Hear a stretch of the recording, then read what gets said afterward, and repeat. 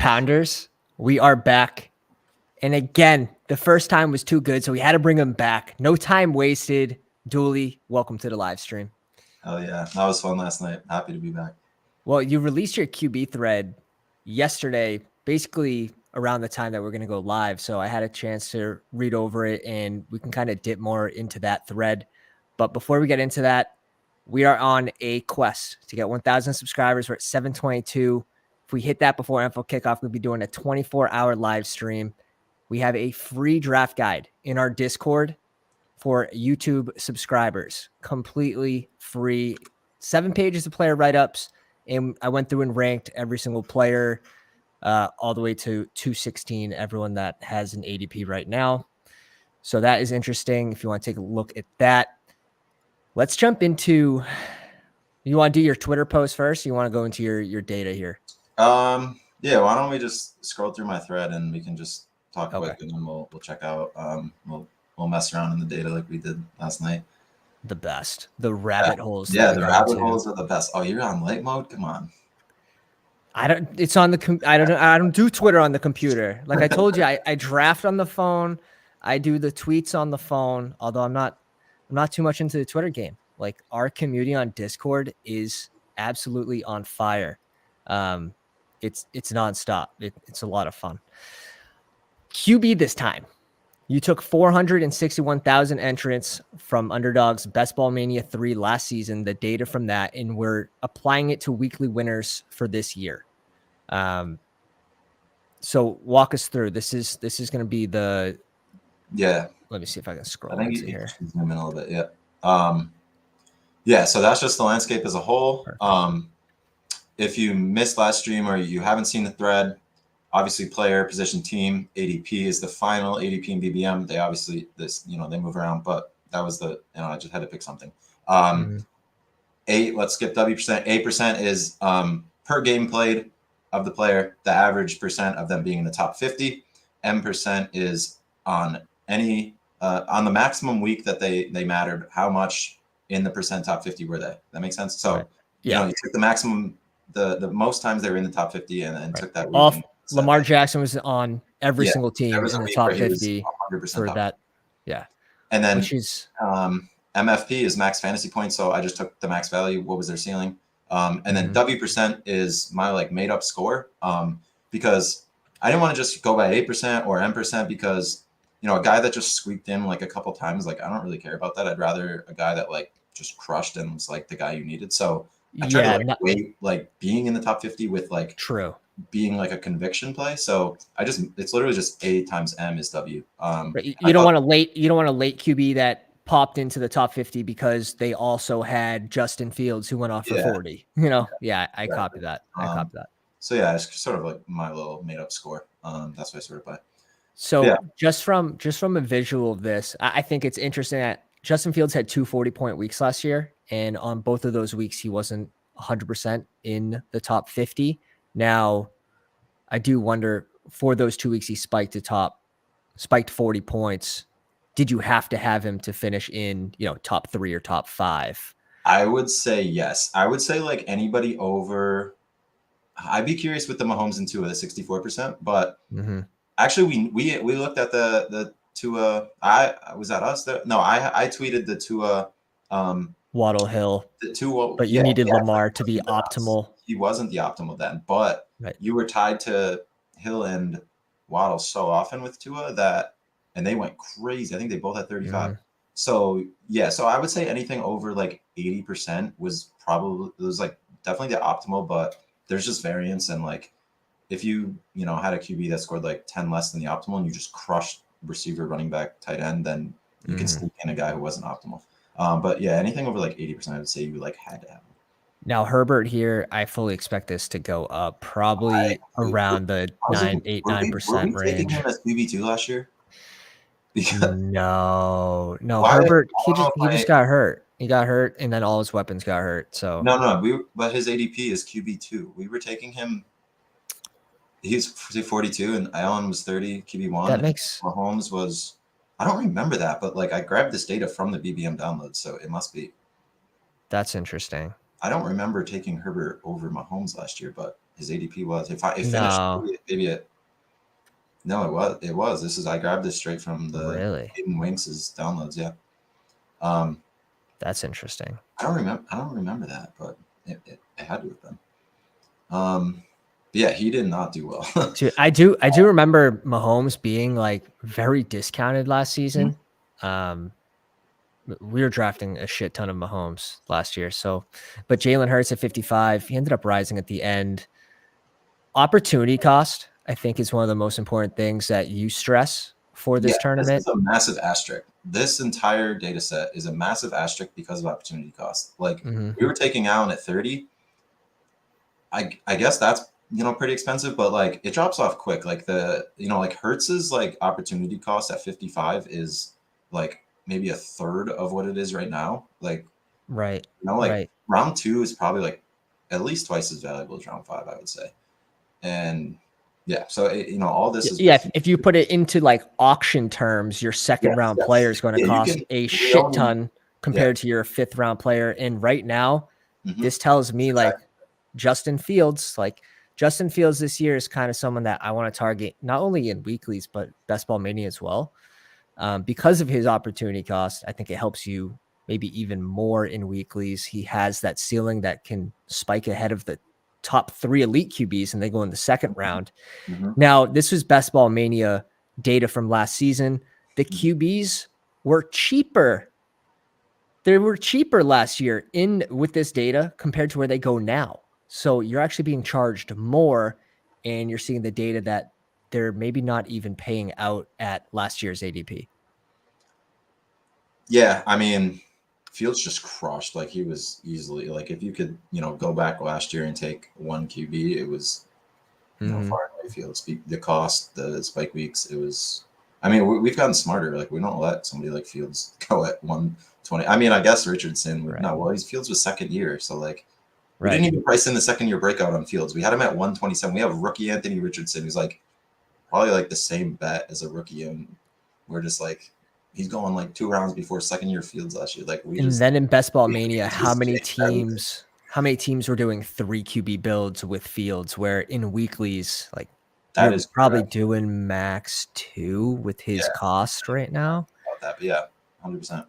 Unless you go too late, QBs like 17, around 18, 17, like that doesn't matter too much. Mhm. But what sticks out to you here as either a positive for someone or negative, or maybe a projection of someone to change for next season? I mean, maybe it's due to like luck, but like look at Josh Allen. Like not. I mean, it'd be easier to do it on my data set, but like we can look at more into Josh Allen on my data set where I can scroll around a Okay. sec. But Okay. I mean, I don't know. Like he was the most expensive QB, and like he had obviously some crazy weeks, and he only was in like the max percent he was in was 58%, and then even in general he was like not that high compared to some of those other guys. So I mean, it could be unlucky. Like we can look at it when we go into mine, but maybe he got matched on his spike weeks, and Exactly. I don't know. I mean, that's just kind of shows like the most expensive QB who did well. Like, what did he finish? QB2, or he was top 3, and he didn't. I mean that might honestly just show you like the opportunity cost between like Lamar Exactly. and Josh, which were 16 picks apart. But like I'm telling you, like Mike Leone on Establish the Run, he did his Best Ball Manifesto actually is like unbelievable article. If you Yeah, haven't, I've read it. It's you really have good. to read it. Best Ball It's really Manifesto good. by Mike Leone. Free, and it's like massively long and very good. But anyways, he did what you said, where he basically equivalent like took every pick and like assigned it like a value or like an auction dollar score. Like you can same thing. And it drops off quick. Like it's like a logarithmic curve. So it's pretty crazy that even Daniel Jones, who had massive spike weeks last year, where he spiked into the top 3 times, you still see his weekly at 1%, which is very interesting to me. Now, you could project maybe he has some bigger weeks with better weapons this season, Waller and every other slot receiver Yeah, they signed in the NFL. But Herbert, I expect this to go up, obviously. 100%. I actually Um, love Herbert this year with I think Kellen Moore, the OC they got from Dallas, Oh yeah. is is very sharp, and I think that he's gonna have a. I mean, he just like made Dak look. I mean, I think Dak's a pretty good QB, but he made Dak look really good last year, and Herbert is, I think, a way better talent than Dak. Yeah, I'm in on Herbert for sure.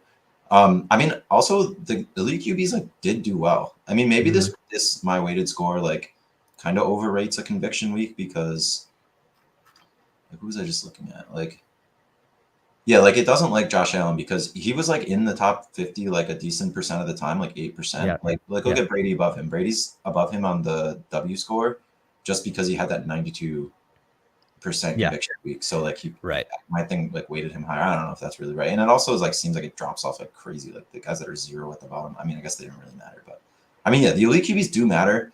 The thing is this, it's just like, are they going to matter this year because of the cost? That's literally it. If they were at the same prices here, I would have one of those top like 7 QBs in every single draft. But I agree. Josh Allen's almost twice as expensive going at pick 18. And when you compare even Josh Allen at pick 18 to Fields, who goes at 40 or 32, that's a huge difference. If you look at Leone's thing, like I think it's big like difference. I think it's like half the draft cost basically. Like I mean, I might just be leaning into like Fields. I mean, I think Lamar. Yes. Like, come on the dark side. If I'm going to fade the top 3 and Lamar's going like 8 picks later, I might just hedge with Lamar and be like, Lamar matches them. And then, and then how about these middle round QBs? Like who's your favorite out of Goff, Dimes, Rodgers? We'll add in Geno. I don't think Rodgers. He wasn't good. I don't like Rodgers at all. I mean, he's in a way better situation, but like he wasn't that good last year. But we can add in Dak. Wild card. If I get Garrett Wilson, like I'll probably tack on Rodgers a decent amount of time because I think they're probably pretty tied together. And Garrett having like a crazy season at least, like he was good last year with nobodies, but and for Rodgers' outcome, you need a second pass catcher for Rodgers' outcome, in my opinion. Yeah, I agree with no rushing. Yeah, I would say if you're getting QBs that aren't mobile, like you probably want to. I mean, you can have more. I don't even mind tacking on 3 or even 4. Like, but yeah. How about Tua? I'm in on Tua, 100%. He's super efficient. I think I've always thought he's underrated. I loved him last year too. I'm convinced. This is actually funny. I'm convinced that people don't think he's that good because he's a lefty and it just looks weird. Like that's hilarious. I saw a video, I think it was last offseason.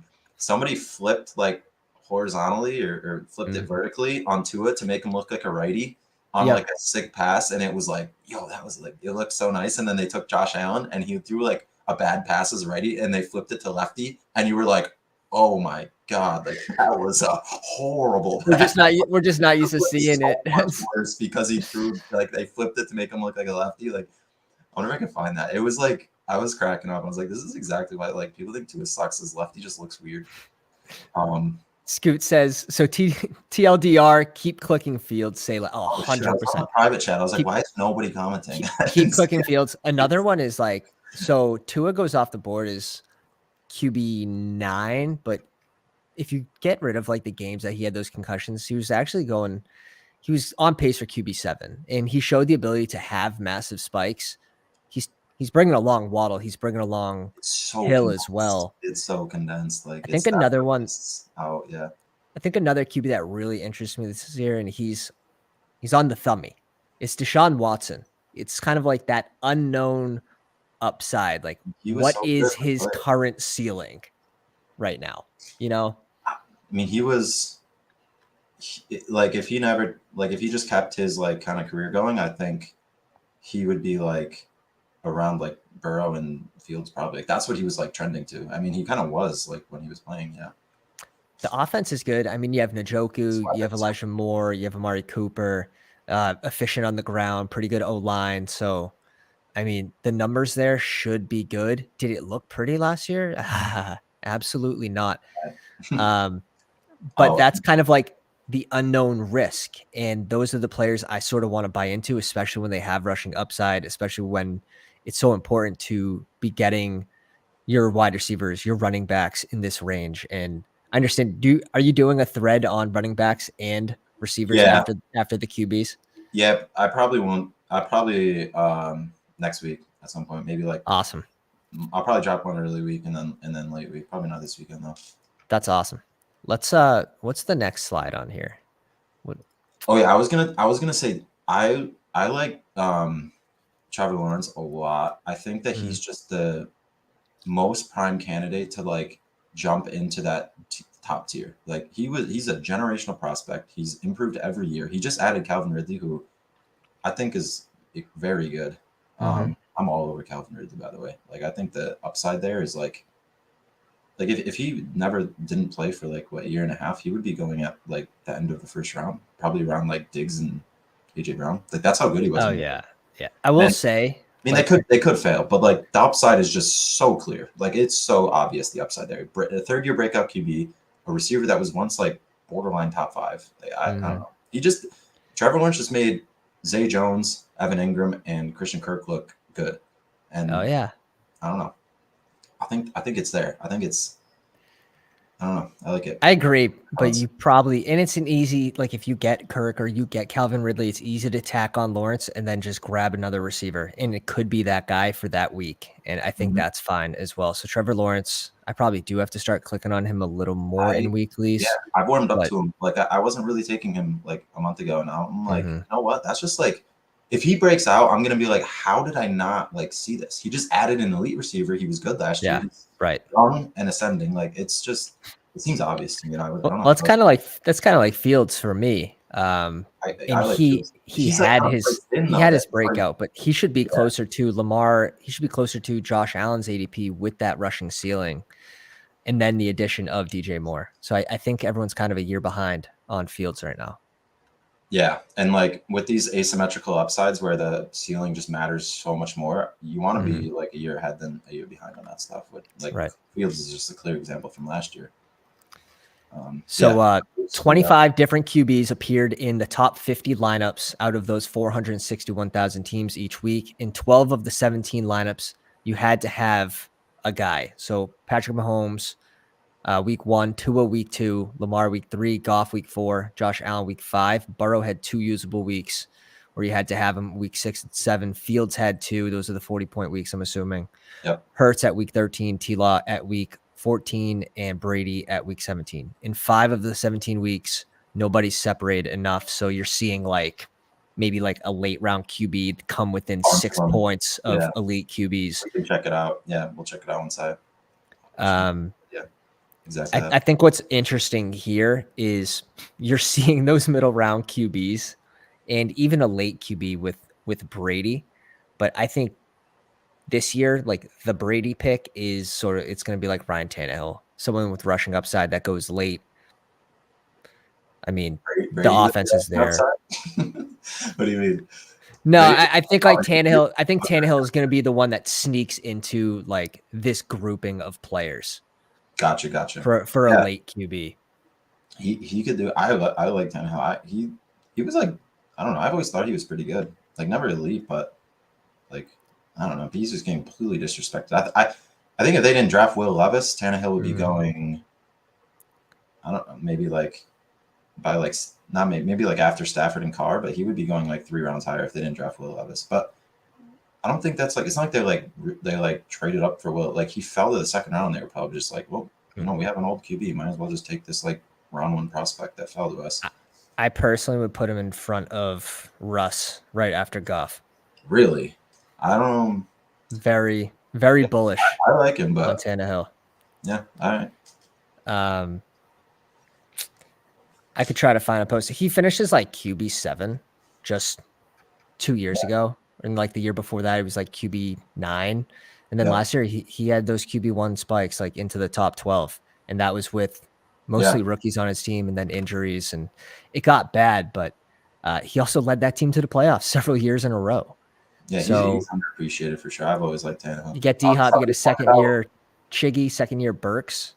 Oh, yeah. Somebody pointed out yesterday, I think Tannehill has 16 rushing touchdowns in the last 3 years or like something like that. Somebody said it yesterday. So he got 7 rushing touchdowns 2 years ago. 3 years ago, he had 7 rushing touchdowns. Similar yards, similar yards per carry. Last year, it went down. Obviously, you don't have as many weapons. Mm-hmm. You don't have AJ Brown. They're going to stack the box. And then his efficiency in the run game went down. You bring back the weapons, I think that goes right back up this season.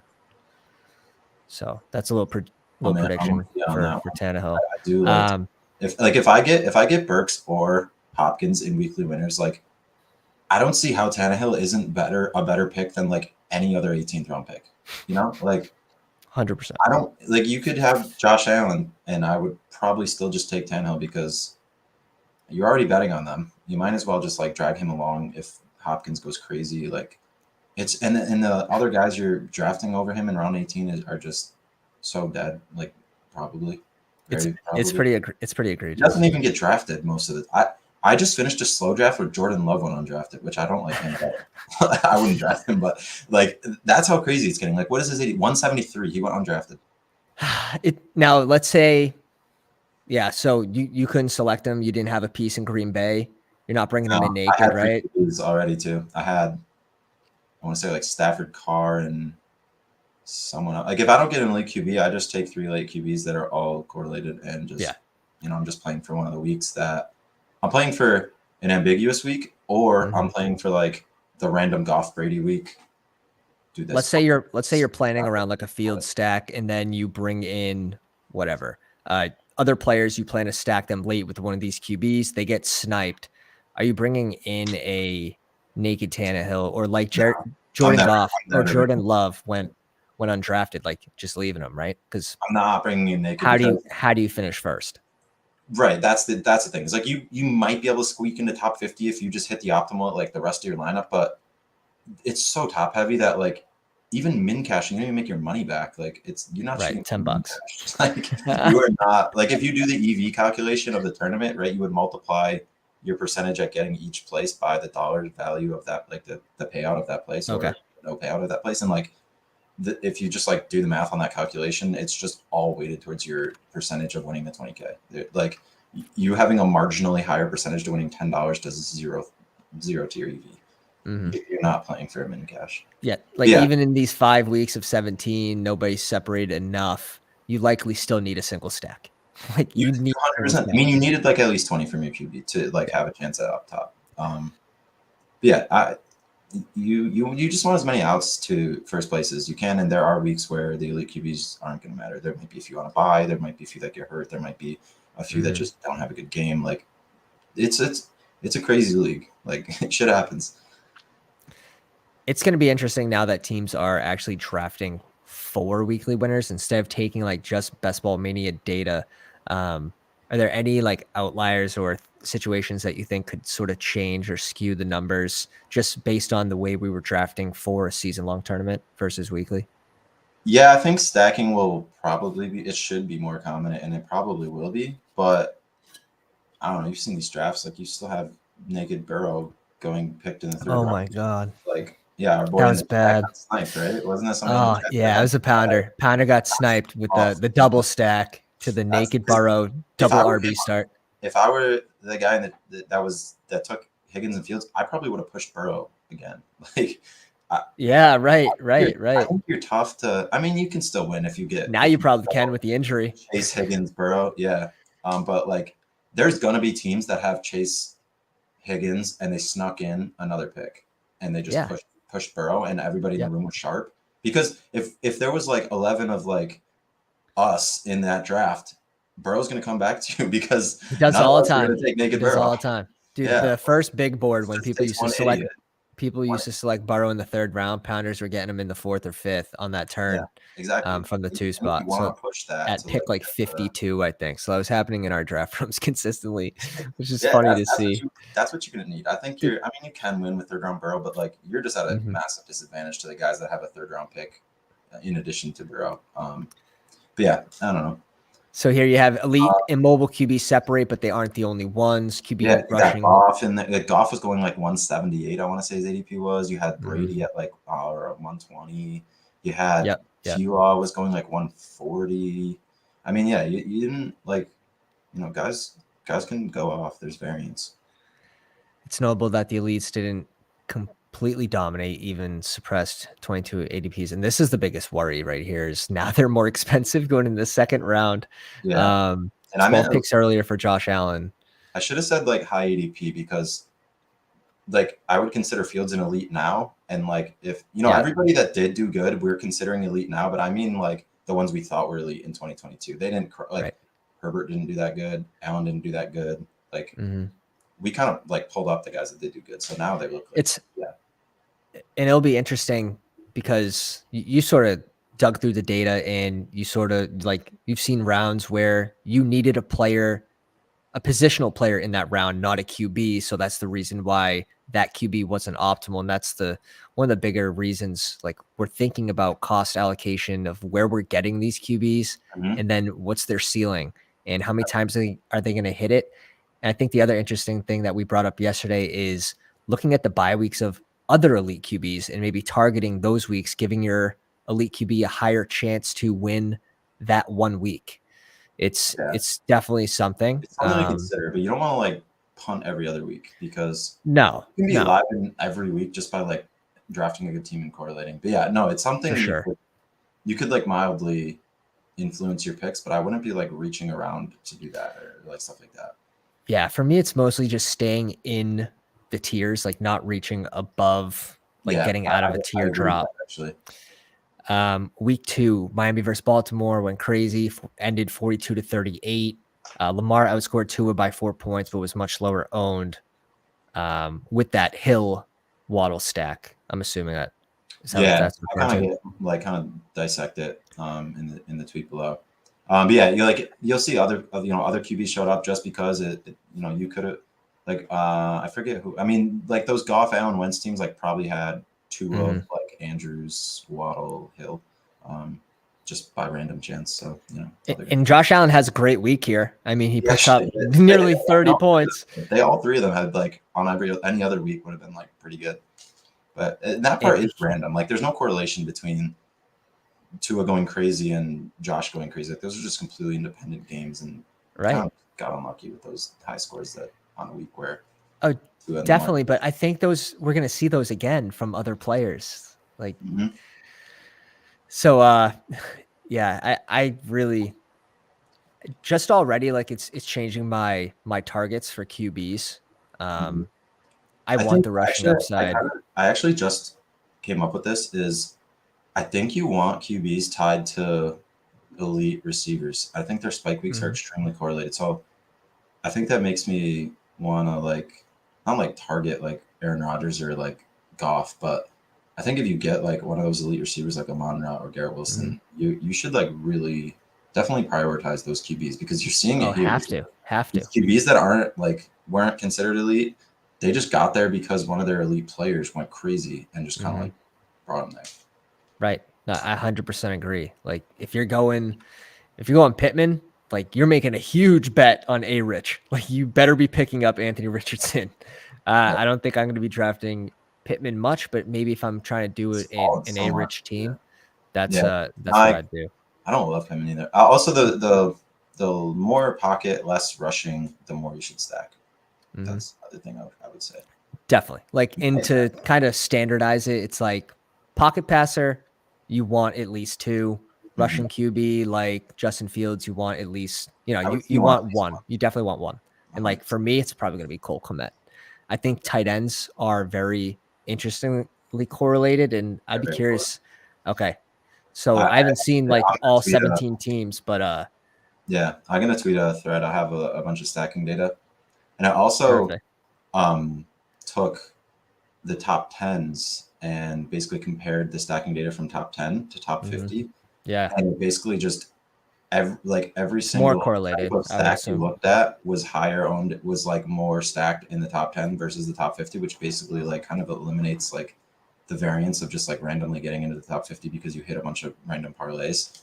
Right. So I'm even more, after seeing that, I'm even like more convinced that you just need to be stacking.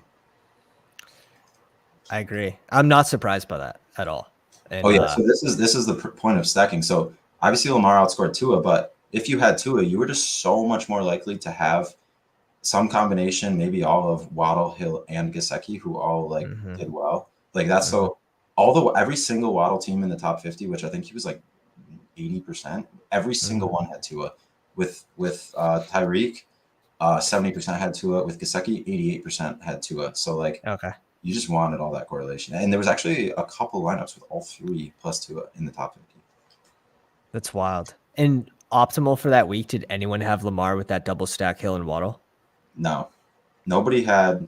There was a few Lamars with either Hill or Waddle, but nobody had all 3, which Both. Could you have got, like, let's look at the ADPs. You could have gotten, you could have went Tyreek at the 1-2 turn, and then, I mean, Waddle would have had to fall in like 10 picks, took his like 48, or you could have, I think you could have done it. It was possible. They're separated enough.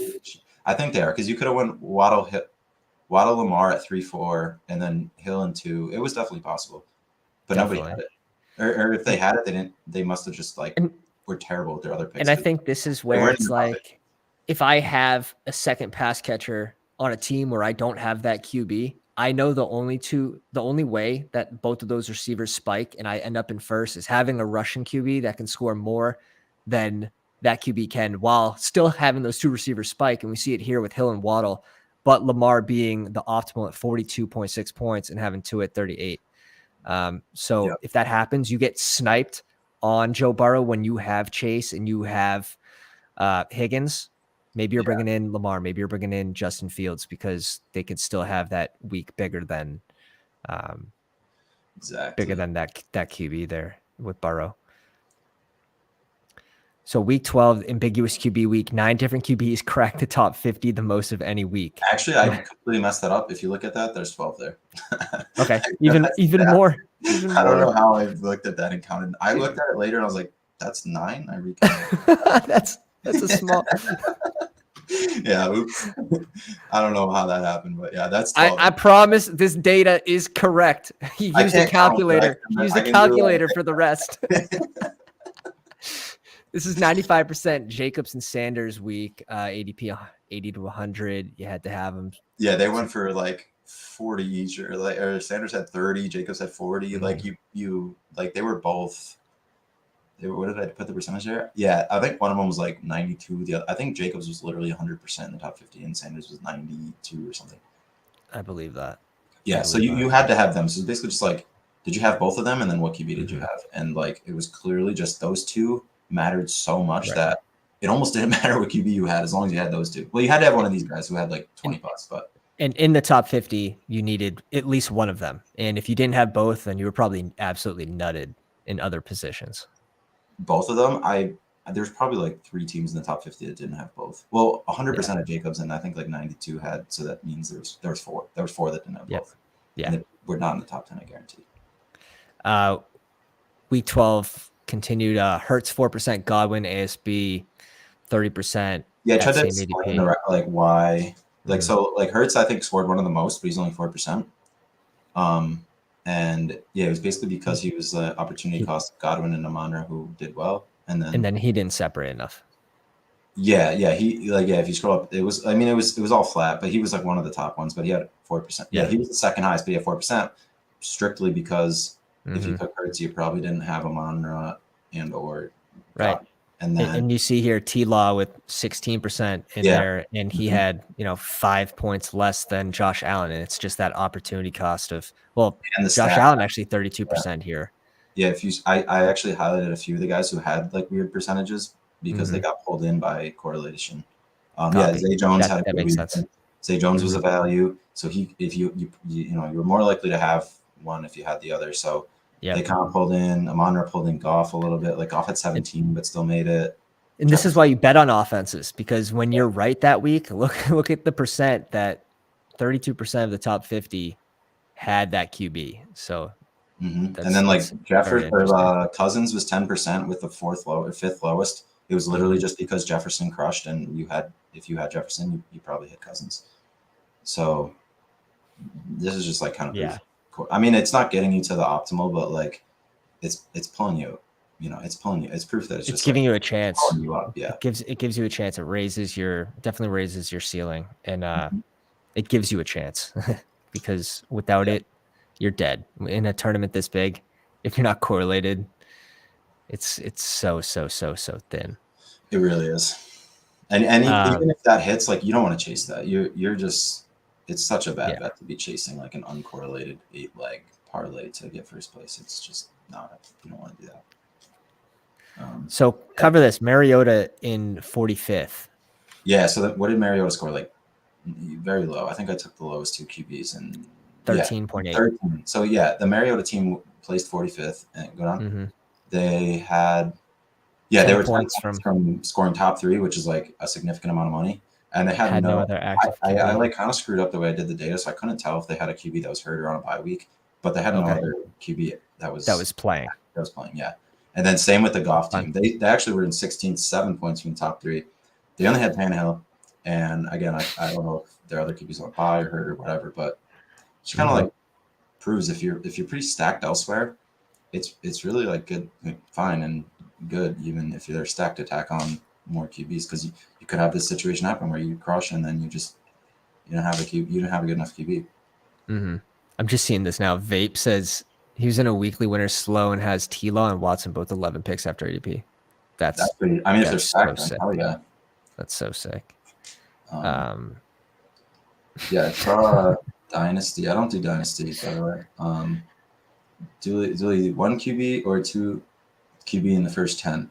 I don't go into any drafts with like a strategy like that. I draft every draft the best I can as the way it unfolds. I have general strategies like stacking. Like I want like at least one like of the running backs up until like Jacobs. I try and get like one of those in every draft. I don't want to punt wide receiver.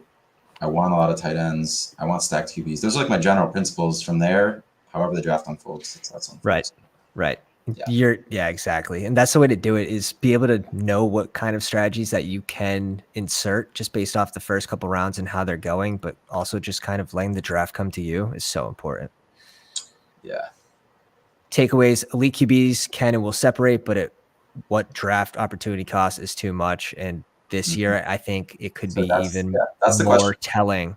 I don't have the answers, but I'm actually gonna try and do some stuff where I take the teams that scored well with like 4th round Lamar and try and see how much their 2nd round pick mattered. I'm gonna try and do something like that, right? Because that would be the trade-off. Dude, there was a ton of busts in the 2nd round last year, but a bunch crushed. You had Tyreek, you had AJ Brown, you had a bunch crushed. Mixon, Najee, Mike Evans. Now, some of those guys had 1 week. But you couldn't. You couldn't get a 1-2 turn guy. Like if you translate it to this year, you wouldn't be able to get a 1-2 turn guy with, with one of those QBs, because they're going like mid-second in weekly winners, right? Yeah, I mean the 2nd round guys that crushed. There was a bunch. You had Evans, AJ Brown. Well, Evans didn't do that good till last week. You had Andrews did well in the 2nd round. Mixon had 1 week. AJ Brown. Yeah, Devontae was the end of the first. Wasn't Tyreek? Tyreek was mid-second. He did really well.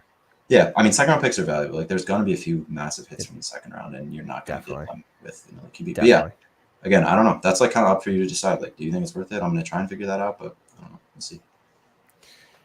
We don't get that close to optimal. Mid-late round QB who can improve. Yeah, that was like Fields to T-Law. Like, we didn't respect them. Now we're taking them all way higher. So like, there might be some guys this year that do the same thing. So start to project. Yeah, start to project. Exactly. And stack them. Stack your late round and pocket passer QBs heavily. So more than one pass catcher on the offense. It could be a running back and a receiver, running back, tight end, 2 receivers, whatever you like. But yeah, I think it's literally spot on. Yeah. I mean, it seems obvious, but like I still see people not doing it. Yeah. How do you come in first with Rodgers and just 1 receiver, right? It's not like Rodgers isn't going to get you there. That's the point. You're banking on like a 3 TD game from Garrett Wilson if you do that, which is yes, but like seems thin. There's no reason not to. Like Mecole Hardman in the 16th round is probably worth like a 12th round pick to you. Obviously, you're not going to take him there because you can push him, but like or Conklin. Players just become Conklin's probably like if you have Rodgers, Conklin, like if you just actually I think Easy. I don't know if anybody watches like Badge Bros, but yeah, we went over his draft simulator. Yeah, that on thing. The channel. It like if you've watched him use that, it like just shoves up stacks. Like he did like actual correlation analytics, and it like moves up. Like if you have 2 pass catchers, it'll like move up a QB like 4 rounds in value, which is like so, I agree with that. I agree with that for this format, but not as much in Best Ball Mania, where we should be trying to focus on advancing as many teams as possible. Good teams. without reaching tiers for stacks. But that's just my take on it. With the sure. 2 out of 12 advance rate and the 1 out of 16, 1 out of 16, you want to give yourself the best chance. Yeah, 100%. You don't need a crazy outcomes to win But those. I actually like that a lot for weeklies, though. Yeah, 100%. You just want like these crazy outcomes. I mean, did you guys see? I'm sure a bunch of people saw my tweet about Crane's team. How like it won BBM, but he really didn't even get close to like sweating any week. I'm gonna redo it and see if he even would have min cashed. I don't even know if he would have min cashed a week. Maybe because I think it's now. How about King? Can you do that again with King Cap's lineup? I did. Who scored? I did. Okay. It's How'd that do? somebody replied and asked about King Cap, and I quote tweeted it. Okay. King Cap got 14th or 24th. He got 24th in one of the weeks. Okay. So he would have won. No, maybe a couple hundred. That's so interesting. Yeah. So it just kind of proves you're just not playing the same game. Like it's the same sport, so crazy. Scoring, but it's not the same game. That's insane. Yeah. Definitely, everyone's looking forward to the next running back and receiver stacking. We're gonna be jumping into a draft in a couple minutes, so stay tuned for that. Anything else you want to cover? No, I think that's it. We spent a while on that, so yeah, we can jump into a new draft. Yeah, give me a couple minutes here. Late round QB. Who's your favorite after Staffy? Honestly, it's just going to go based on your correlation, right? But let's say you could pick. It's so dependent on correlation that, like, I will literally, like, I'll tell you who I like the most, but I will literally never take them probably without 2 stacks. The one who I don't even actually think is good is probably Kenny Pickett because just the second year breakout and he has good weapons. Like, I don't think he's good, but like, I could be wrong, and I'm kind of willing to like just bet on the situation as like second year breakout. He's actually like 25 though, so like maybe he's. I don't think he can do worse in the red zone. So that a whole year or something. It's like weird. That. It's weird, but I'm complimenting him. Runs like a little bit. Like he could run in. He's like a Tannehill-esque runner, I would say. So I think I kind of like. I don't. That's called projecting though, and I like that because we have improvements at O-line. We have a second year. If anybody's going to do what Goff Pickens or, I mean, Tua a little higher, but Tua or Trevor Lawrence. Yeah, I think it's Pickett. I'm also just not confident in Howell's job security, but in this format, maybe you just want to take Howell because it's either he's bad and he gets benched and it doesn't matter anyways, or he's good and he matters and he starts the whole season, which is like kind of the asymmetrical upside that you want in this. Right. So I think I just talked myself into liking Howell in this. Just 100%. I don't know if I've even taken him yet. So easy to stack Howell too. We took him last so night. Easy. I know. Yeah, we're already ahead of the curve. Yeah, that's the thing. If you want to look for a breakout, like it seems like none of these guys could break out, but you would have said the same thing last year. So like, just look for like possible. And I think weapons are big. Like I think it's almost impossible for your QB to look good, especially if they're not like Mahomes without good weapons. And Pickett has pretty good weapons. Stroud 100%. Howell really does. Tannehill kind of. Garoppolo actually has good weapons. Like, let's see end of the season too. If Pittsburgh can get Darnell Washington involved in the red zone, they bring in Allen Robinson, probably dust, but can he do anything in the red zone? Deontay Johnson, a second-year Pickens, Pat Freiermuth, upgraded O-line. I like the projection for Pickett for sure. Yeah. All right. You want to hop in? I'm going to go grab a beer, actually. Yeah. Sounds good. Drinking a beer? Yes, sir. It's cracked? All right. Let me go get my favorite beer again. I'll be right back. You can hop in now. We're live. So many nuggets. Guys, if you haven't already, please go down, drop a like on the live stream. If you're new to the channel, drop a sub. If you want to jump these line drafts with us, hit the bell for notifications and join the Discord. Besides that, sit back and relax. Too much talky. Eric's in the 2 spot. Any other pounders in here? King of Kings in the 8. We get the dreaded 12. We'll see what we can do with it. I think what we're going to try to apply out of that talk for here is multiple late tight ends, at least one running back before Najee. He has it 1 RB before Jacobs, which I think is fine too. For me, I push it a little bit. I want at least one RB, Najee and under. We're back. Yes, sir. Correlating the QBs, pocket passers, you want 2+, rushing QBs at least 1 to raise that upside. And yeah, that's kind of the name of this game. Actually, how important is stacking bye weeks to you? Like if you can get 2 players somebody actually in the same tier. I was I mean, I guess if that's the only tiebreaker, but I think stacking matters more. I think roster construction matters more. Somebody actually in the comments of the last stream we did last night made a good point that I could check just how many less players active than 18 they had. But also, I think if the player was like injured, it wouldn't show up on my thing, or if they're inactive. Okay. So I don't know. I could just rerun all the data and actually do something to. Oh wait, I could just pull in the team bye weeks. No, that wouldn't work either. I don't know. I'll figure it out. I'll try. Kelsey goes at 4 here. Definitely didn't see our stream last night. Did you see Kelsey's ADP's almost behind McCaffrey? Now I our one stream thread. Like I think I got over 100,000 views on that thread actually. So yeah. Oh really? Okay. Yeah, shit. When I saw that like 2 days ago, it was at like 20-something thousand, which was a lot. Cheers. Kelsey at 4. So once believed to be potentially a number 1 overall pick in this format. He had one week as tight end. He had 2 weeks as a tight end 1, but one of them, Taysom Hill had 7 points less and still was optimal for week 1. Actually, I Max Payne. Kelsey got fucked by Taysom twice. The week Kelsey went for 30, Taysom went for 35. Remember Kelsey was in flex like 30%? Yep.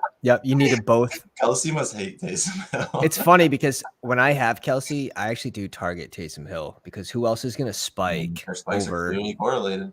Yeah, exactly. Yes, they're on the same cycle, same spike. Yeah. They text each other before they get we're doing it this game.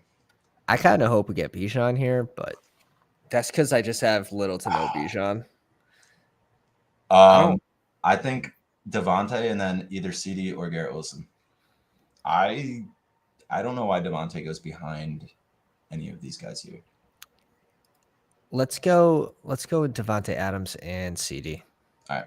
See what we did right there? We just rose Devontae Adams ADP on purpose. I think Chubb. Yeah, we got a huge value on Lamb. Huge value.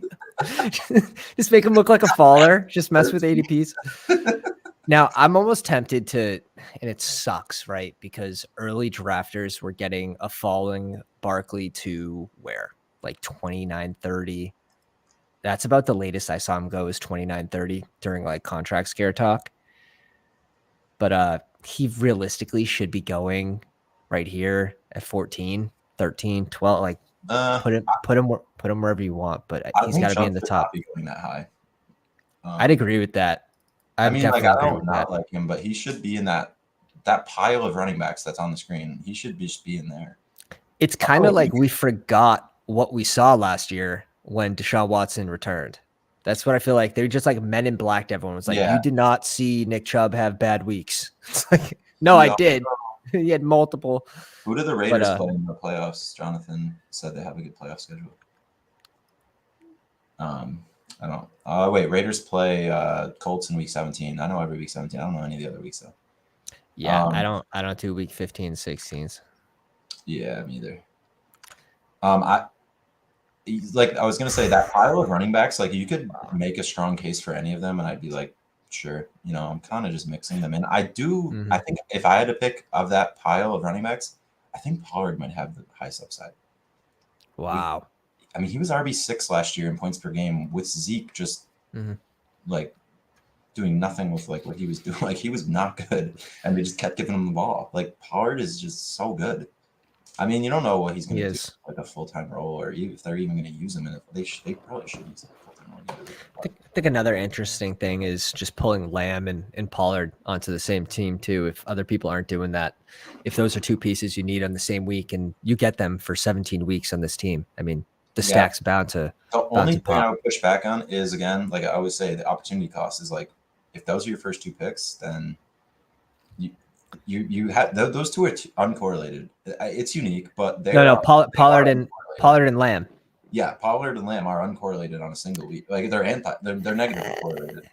It depends. It depends on game. Depends on game script though, right? I mean, they're just literally stealing TDs from each other. So I don't. They both can't have 3 TDs in a week, and like, you know, I don't know. I see what you're saying, but like if the Cowboys are just the highest scoring team, they would each have to have 2 probably. I think the week they Hill definitely and Waddle, have to each have 2. They probably each had 2. They had you can't get 35 points without 2 in half PPR, but yeah, I mean it probably could hit, but again, the opportunity cost is really high. So I don't know. I personally won't be doing that, but it could hit. And I always kind of weigh like opportunity cost versus uniqueness, and kind of you try to draw a line somewhere. I think we talked about this a little bit last time, but I actually think it's really sharp to take like 2 players at the 1-2 turn that really aren't getting picked together at the 1-2 turn. Like I actually heard Pat Crane, or I think it was Pat Crane, said it, or it might have been Davis actually. I think it was Davis and Tech.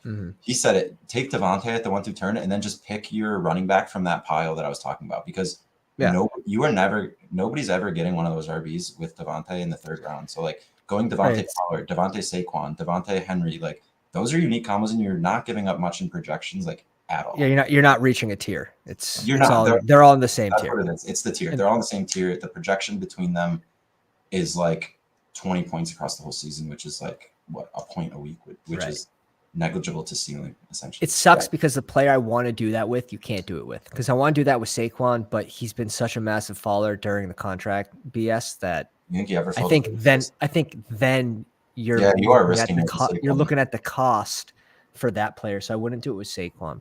All right, what are we I'm insta clicking Fields here. Yeah, all right. And then I'll make the next. Oh, we have Devontae. I don't want Devontae and Jacobs. I don't, like I was saying before. That's fine. You sure you don't want to double tap Keenan and Herbert? Kind of like that. All right, now we'll go Fields. Let's go Fieldies. I need a lot of Fieldies in my portfolio. I don't like Fields. I don't like Devontae and Jacobs. We did it. No, I did it with. We did it last night, or I did it with someone else. We could go ETN and play around those spike weeks. Or we can just go to another. I would rather go Keenan.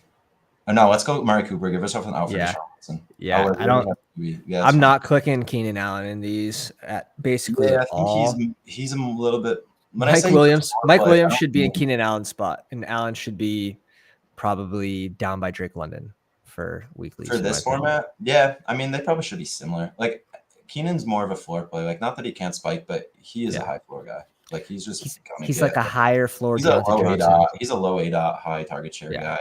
Yeah. And he's not that. He doesn't fall into the end zone a ton, does he? I don't really see him as a. Eckler's just freaking. No. Eckler just vultures TDs. We had 20 last year or something.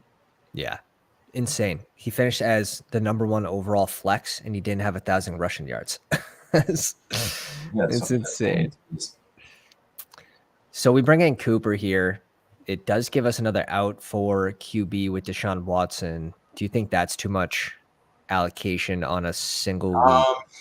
No, I don't. I would not reach for Watson. If he's a little bit past ADP and we can like double tap Elijah Moore with him, I would be pretty into that. He's gonna fall. We have a pick 84 and 85, so it is basically right on cue. I would probably, which means we have to smash. I would probably push him. If he comes back, you take him. I think that's what I would do. And I'm fine with that because they could have Elijah Moore and Deshaun Watson could have big weeks, and you have Fields. Yeah, I mean, it's just. I do like the idea of getting if you have Cooper, that like Deshaun is just so much more valuable. We definitely. Yeah, I don't like going too far without getting a running back. Honestly, I hate it. I hate zero RB is the move in this. Like, I guess, but like, what are you if you're going pure zero RB? I just think you're. Not that I hate it. but it's just like you're just spending way too much draft capital at the other positions if you're doing that. I Like, you think don't this is where you have to really project. You have to project people that are just wrongly priced. Like, so you don't have to find the next Josh Jacobs, right? That's not you can. likely going to happen any other year where I mean, Pollard destroyed the freaking contest last year too. They were both. They were the spoiler for the thread, but those two like were the best two players by a mile by my weighted score thing. Because of cost. I guess it was cost. I mean, cost is kind of baked in, so it's tough to isolate it. But it was definitely a lot because of cost. Yeah, like if they were going in the second round, I would be curious. I don't know how you would. Actually, one of the Bestball Data Bowl, I don't know who organized that. I know like Pete Overzet markets it, but a guy in the Bestball Data Bowl submission like tried to like swap players around on rosters to like find out like true values because certain players are being drafted into certain roster constructions or by certain types of drafters, and it was funny. Like I think we'll talk about it after this pick actually, but it was actually really funny the two players that were the most polarizing. Najee goes. Yeah, I hate him, but I would take him at that value. Definitely. I'm just scared Dobbins is gonna. I'm actually down for Pitts if you're about to click that. I would say we take Akers or Sanders with Pitts. That would be my pick. Whoever you like between Akers and Sanders. I'm just scared of Dobbins falling a little. I'm actually not scared of him. He has zero leverage in a holdout. But he needs to play well. He's been falling in all of my drafts lately, and he doesn't fall in mine. He doesn't fall in my drafts. No. I got him like in the 70s multiple times. You don't like Pitts? Nah, I'm not a big Pitts guy. Why? You like London? I'd rather just go later tight ends. Okay, then I would say another RB. Sandys? Yeah, I actually am warming up to Sanders. Okay. He's literally Jacobs from last year. And like, it just doesn't feel like, I don't know. I'm kind of just making myself take a little bit of Sanders. I need more Sanders in my portfolio. I have plenty of Dobbins, so I'm also cool with going Pierce there as well. No super strong stance there. Oh yeah, you could have went Pierce there. It was really just I really think you need to be drafting good structures, and like we just needed with 3 of your first 4 picks on receivers, like those are your guys. You need to lean into them heavily. I actually was thinking about this. I think I talked about it last night. How your round 1 and round 2 picks are like basically have to hit your lineup to do really well. Like you almost might as well consider like almost just like cross off those roster spots. So like we like not like literally, but like we almost want to be drafting as if we only after our first 2 picks we only have one receiver like left, like one spot left. Because like you really want you need those top 2 picks in your lineup, and if they are, then you only have one receiver spot left. So with your data, with the amount of players that spiked after 150, hitting your lineup increasingly low. What was the threshold? Do you know like the number threshold for receivers that they had to hit in order to spike in the top 50 out of the Best Ball Mania 3 data? I mean, we looked at I'm not going to go too much into the receivers, but I mean, there was like we saw when we looked last night, there was a bunch of like single-digit scores that just got like dragged in. So, but to actually be optimal, you know what I mean? Right. So I would say like maybe if I filter by like 15 or more or something like that, that would be like more of like those guys actually mattered a little bit, not just like got dragged in. Right. I was looking at flex. I cut off the ADP at 150, and I sorted it by the max conviction. So like essentially how much do they matter in a given week? Because I feel like guys in that range, like if they matter once a lot, then that's like worth the whole thing. Like that's worth the pick, even if they get zeros every other week. And it's the top 2 are Taysom Hill, Evan Ingram, then Khalil Herbert, then Zay Jones, then Mike Gesicki. So 3 of the top 5 are tight ends. Then you have Goff. Then you have McKinnon, Christian Watson, Jamal Williams, Higbee, Donta Foreman. Like it's like there's only 2 there's only 2 wide receivers. These are all guys with above a 30% conviction rate or max. So it was 11 guys past pick 150 that were 30% or more on a given week, and it was four tight ends, 4 running backs, 2 receivers, 1 QB. Damn, only 2 receivers. But I think T-Law and Tua missed my 150 cutoff by like 20 picks.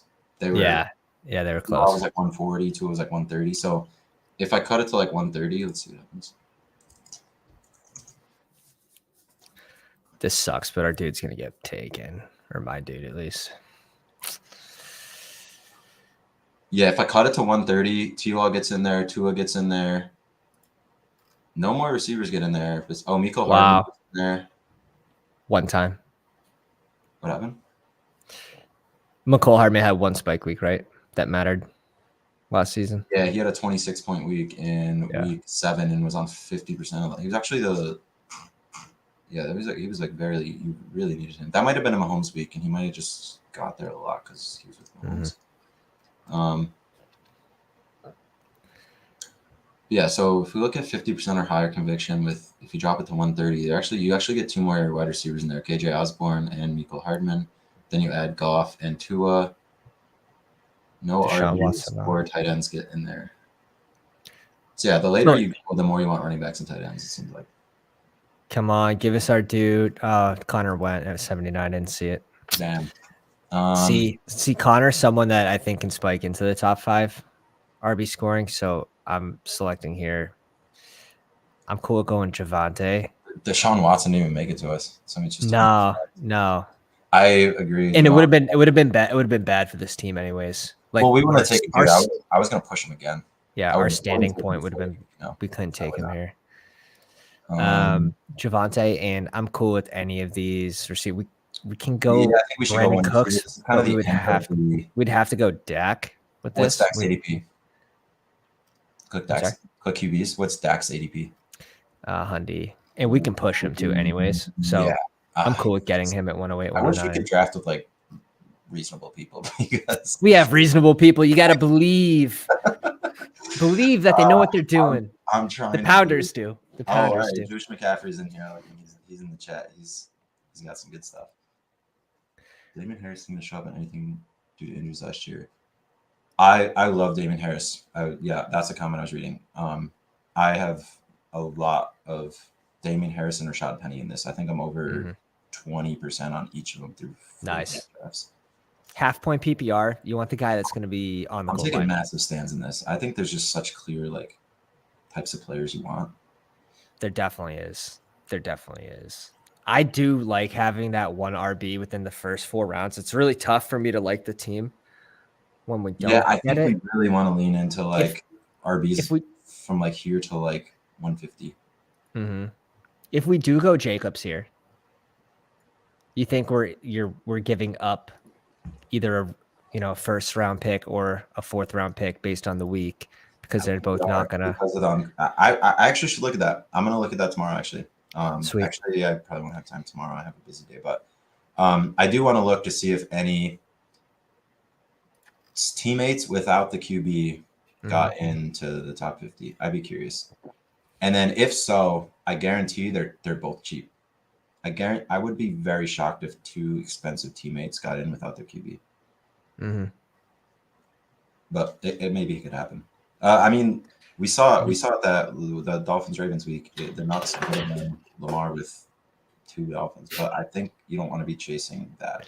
That's not a common occurrence. How about like this scenario, right, where you have like we weren't going to go Jacobs and like running back and receiver, like correlation between that and them being in the top 5 rounds for last year. Who'd we have? I mean, you can do some of the similar stacks. So Tennessee had no one. He wasn't here. Giants had no one. From last year that were high up. Right. Yeah. I mean, we would have just like Garoppolo would have been like the best 18th round pick like ever if we had those 2. Like you were taking Garoppolo. If you like that, Garoppolo becomes like a 12th round value. Like that's seems absurd, but like if you like literally just on, you would never take him there again. But you need him on that team, otherwise it doesn't make sense not to take him. Yeah. I'm trying to think of Mixon and Chase. Mixon and Chase is a good one. Yes. Well, you couldn't get them together though. They were and Mixon kind of sucked. He just had 1 week, but yeah. I can look at the ADPs and tell you. Dalvin and Dalvin Cook went where? You couldn't get them though. Yeah. I don't think you're gonna have a similar one like that. Swift and Amon-Ra were both in the top 4 rounds, but Swift just did nothing, so it doesn't even count. Right. You're not gonna find Eckler, Keenan. Where did Keenan go? Yeah, I could look at Eckler with Keenan or Mike Williams, because Keenan and Mike Williams were back-to-back picks at pick 31, 32, and Eckler was 5. And in BBM, I think that's okay to do. I would do that in BBM. And so that would make it more common. So I should look at that. That would probably be the best one to look at. And yeah, BBM, you only care about week 17, obviously, after you advance. Lenny and Evans went back-to-back. I'll look at that one too. Okay. I guarantee there was no team with Lenny and Evans on the same team that got top 50. There's just no. I mean, they didn't in general, but yeah, it was bad. It was a bad year. Bad year. You're not going to see a lot of spikes with them unless they were pulled in. I would look at Pittman and JT, but JT was just so bad that definitely never occurred. I mean, I guess you can explain why none of these work, but I could do T. Higgins and Mixon. That was feasible. It is, but Mixon, he only had one spike. The week where Mixon crushed, I guarantee T. Higgins was in 0 lineups. Let's see. Yeah, I would. Or maybe he just got not argue that one. But he probably didn't do anything. Mixon had 53. That's so crazy. 6 touchdowns. Did he have 6? Oh, we're up. I keep not paying attention. So our next Dak went. That's so annoying. That's crazy. But we have the Russian QB, so we can still have these two spike, and it makes sense. We can reach for Mooney. No. I like Rashad Bateman. He's like the last receiver I like. And then I don't really like Dalvin Cook, but like I think he's just going to rise no matter where he signs. I think like all the free agents are just going to they're just going to go up. I think you take an entire round on Dalvin Cook, and he's likely just going to rise as soon as he signs. All right. I have like 2% Dalvin Cook, but like if you're going to take him, this is probably the spot. He's around past He's about to sign. Yeah, I don't know. If he signs with the Jets, he signs with the Jets in weeklies, he could still have usable weeks where, Brees is still hurt. Yeah. So I'm fine with it. Now, Njoku here. Like, we could select Njoku, even though we don't have Deshaun and we have Cooper, because we have that elite Russian QB. Yeah, you could. Also because of the cost, again.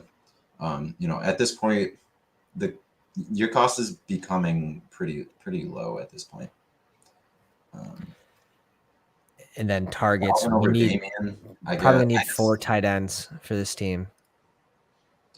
Absolutely 4, yeah. Dalvin over Damian. I do like Damian better, but you got to just play the game. Like, you got to play the ADP game a little bit. An entire round value on a position you needed to pick anyways. Dude, Drew already knows, like, AJ Dillon's just there waving at me. But the ADP value, I don't know. No, I agree. Like, if I'm gonna ever select Dalvin Cook, it's right here. It's 13 picks past ADP when you need a running back and he's about to sign. And you had the gun to my head. Just kidding. So I'm never coming on the stream again if I don't take Dalvin right here. Oh shit. We literally, like, this team needs Komet because he's the last real piece on Chicago that really matters. See, I don't know if you're going to like this one. I would not be opposed to round 18 Claypool on this team. Yeah, it's fine. He's a red zone guy. He once was really good. He hasn't been good, but like he said he's the best. He had a crazy rookie year. I don't know. He's going to be on the field. Absolutely going to be on the field. Yeah, that's I saw that, and like, I do love Damian Harris, but Yeah, Pitts is I don't interesting, see how right? you So can ignore Pitt's upside. I just so Pitts and London both on the field same time. It's going to be run heavy again. they actually average like 6 more pass attempts per game with Ritter than Mariota. I think Mariota averaged 23 and Ritter averaged. I think it was less. I think it was 17 and 23. It was only 23. Really? Yeah.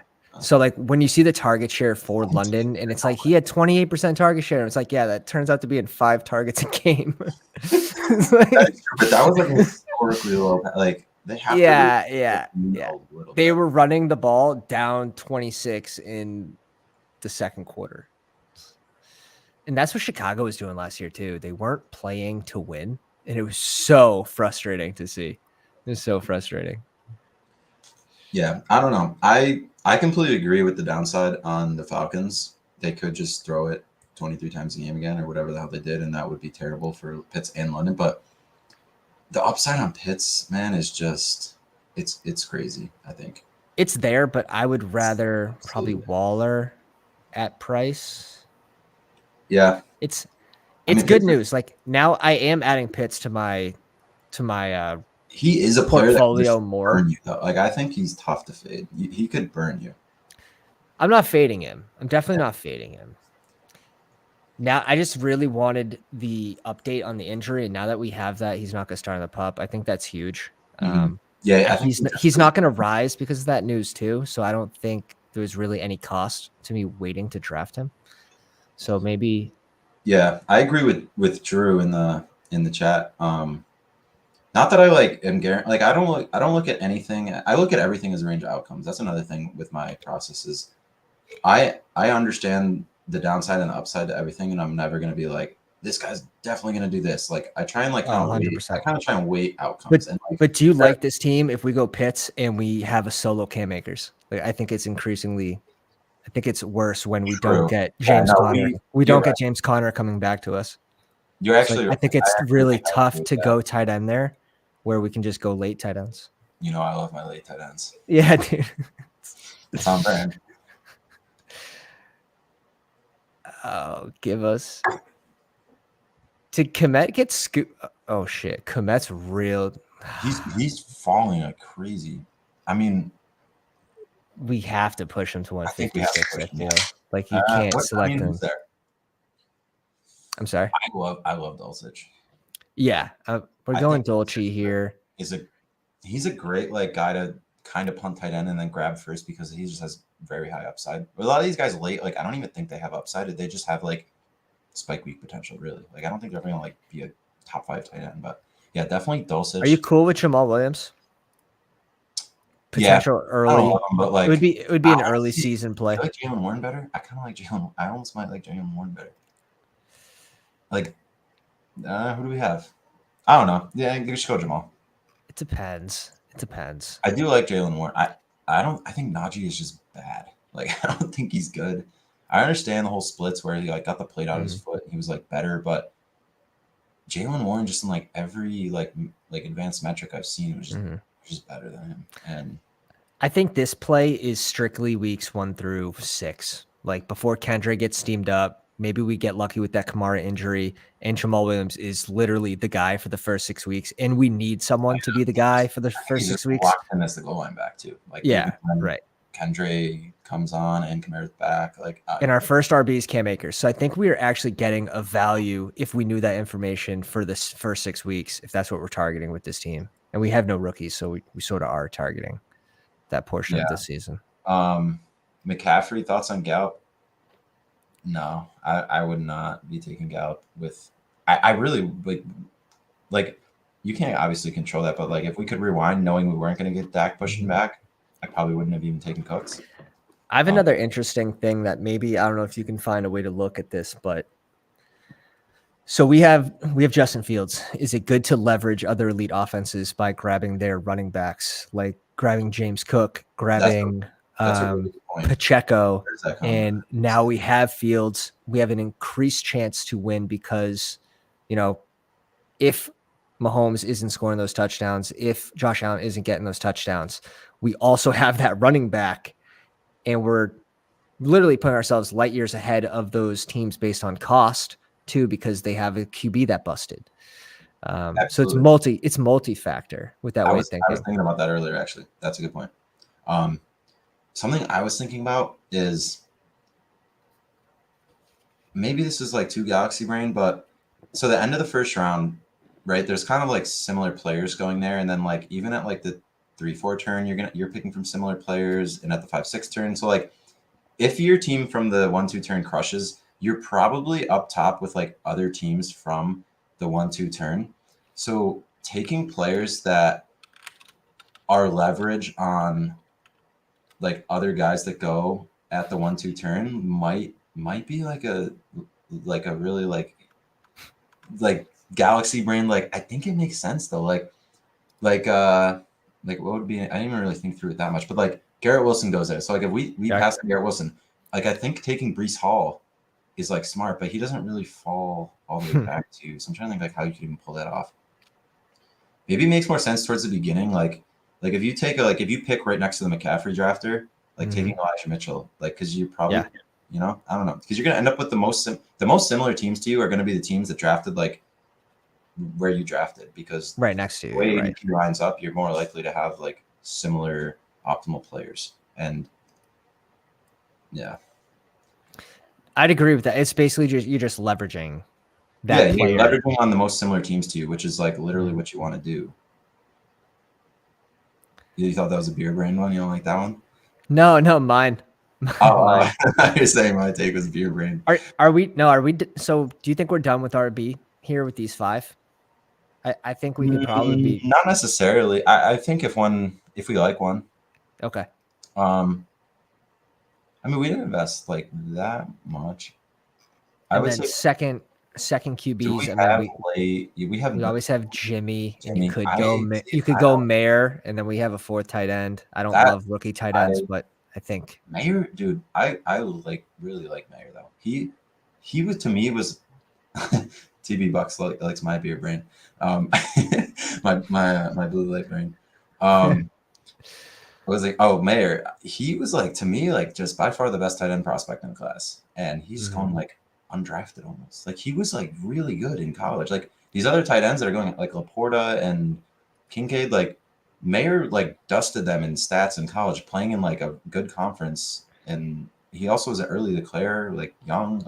I think it's disrespectful that you have Musgrave going at the same ADP as Mayer, and the other thing is Trey McBride going after both of them. I think's very, very gross.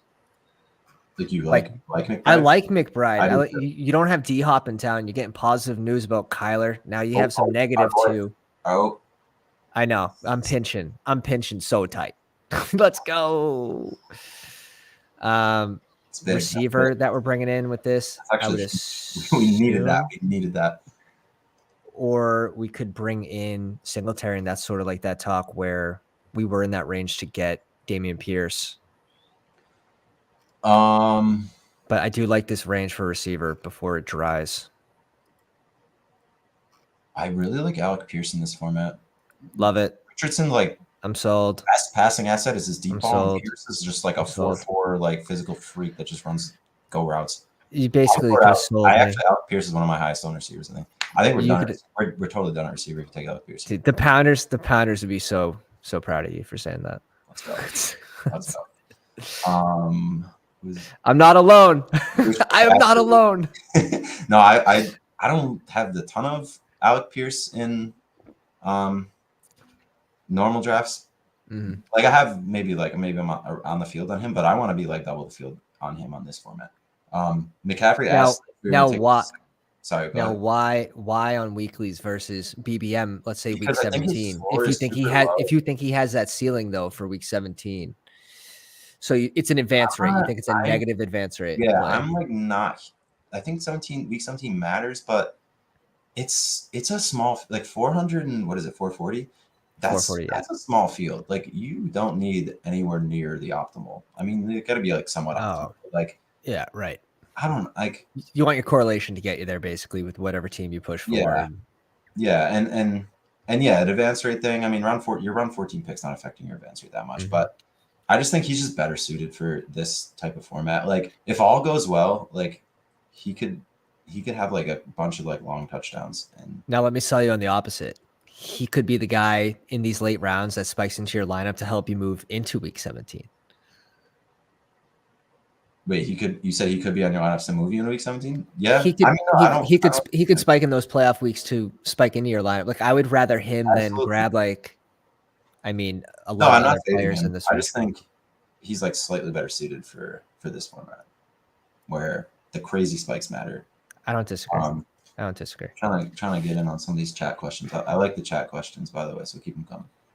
The second QB, McCaffrey asked if we would take Bryce. I would not take Bryce with Sanders. If we didn't just take Pierce, and we could have tacked on like is like Chark, or I don't like Thielen, but is Chark or Mingo. Like if we could have gotten like Bryce and Mingo or Chark with Sanders, then yes, I wouldn't take just Bryce and Sanders.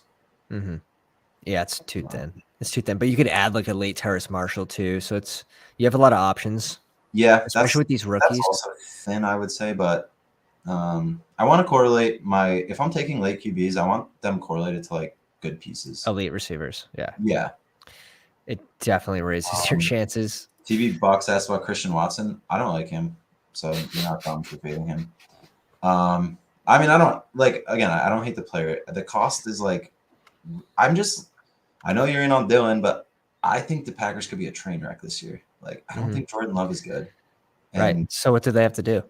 They have the youngest pass catching crew probably in the history of the NFL. I think I saw a stat between like all of their pass catchers, they have like 1.5 years of experience, or like only 2 of them can drink beer. They have no one. They can't even come on the live stream. Dobbs and Watson are second years. Their top 2 tight ends are. I think they have 2 rookie tight ends, right? Kraft and Musgrave, and then like Jalen Reed is their third receiver. He's a rookie. Like Samir is a second year. They have no one. I largely agree with you that Christian Watson is likely a bad value, but his single game ceiling is probably one of the higher in this range of like Rodgers was like literally like just like Rodgers made comments to the media and was like saying like, oh, if he wants to win Rookie of the Year, he's got to like run the right. Like he like seemed like he like just wanted to feed him the ball. Like I don't know, Rodgers was bad though last year. He wasn't good. He was just chucking it up to Watson down the field, and like Watson's a good deep guy. Oh, we have 2 picks. I don't mind Knox here, to be honest. I think 13. I like CPAT so much in this. Really? This is gonna be my first share of CPAT. Dude, how are you out on him? I'm out. Bijan. Bijan, and we saw them fading out. Not a running back. We saw them. Yeah, but they started to phase him out last year when Algier started picking it up. You're going to see less of him. They have no receivers. Like, I just think they're going to use him. I actually like Jeff Wilson. I think Jeff Wilson should be going before Mostert. I agree. Jeff Wilson, 4 years younger, outsnapped them. Like all the games are healthy. It got more money. They were both signed 1-year deals, and they paid Jeff Wilson more money. I think it's fine leaning on these receivers too. I've wondered this all offseason why Jeff Wilson goes behind Mostert. So I do agree, like largely with the Christian Watson, like likely bad value. Yeah, no, I don't think he's like bad, or I don't not like. But in this roster, like, who does he? Yeah, let me see who he goes next. Dude, like who would you rather, like Christian Watson on a single game basis against 262,000 teams, or Keenan Allen? I mean, I would say I know you want me to say Watson, but I'm gonna say that's all right. No, I just want to know. No, I would take Watson just simply due to ceiling. You need 2 catches to go your way to get that 22-point game, where Keenan Allen needs 14 catches and 2 touchdowns. Yeah, I mean, yeah, Keenan Allen is not a great weekly winner. So like he's going next to Keenan Allen's going like 10 picks ahead of Watson. Watson's going next to Mike Williams, who I'd rather, Judy, who I'd rather, DJ Moore.